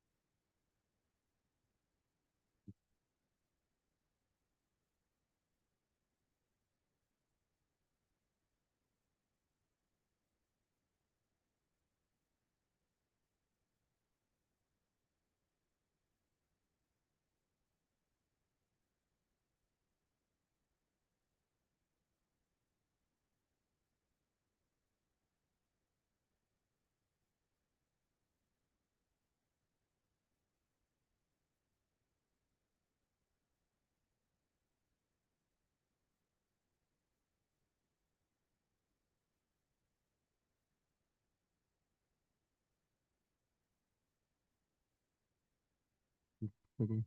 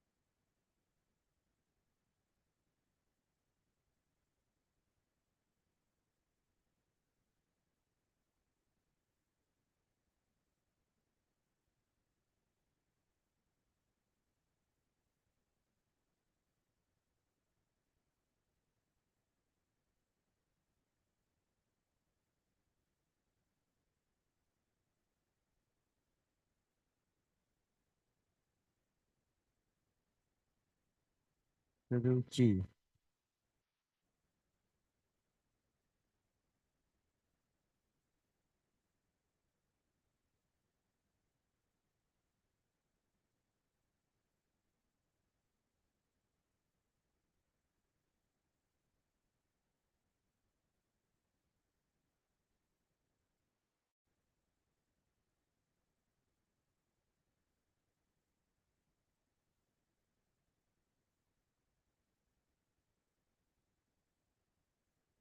Chi, Chi.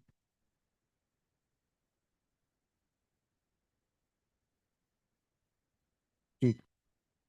Sadu.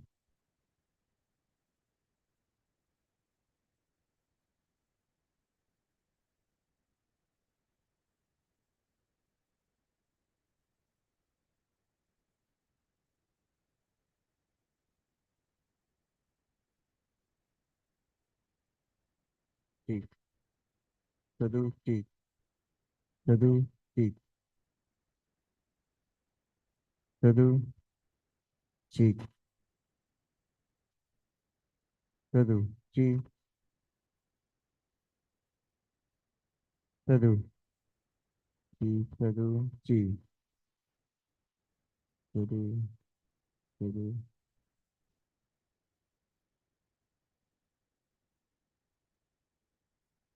Chi. Sadu, Chi. Sadu, Sadu. Sadu, Sadu. Sadu, Sadu. Sadu, Sadu. Sadu, Sadu. Sadu. Chi.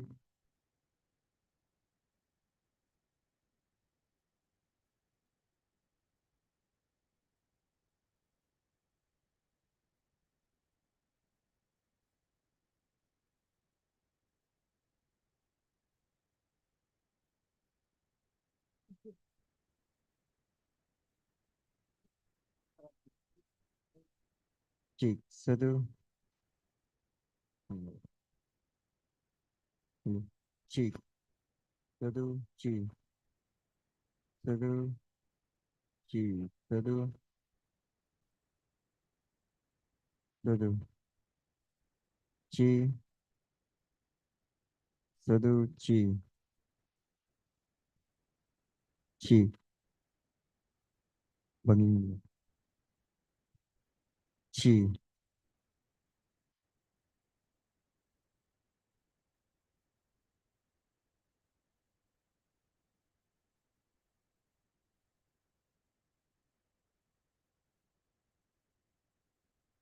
Chi. Sadu. Sadu. Sadu. Bagi.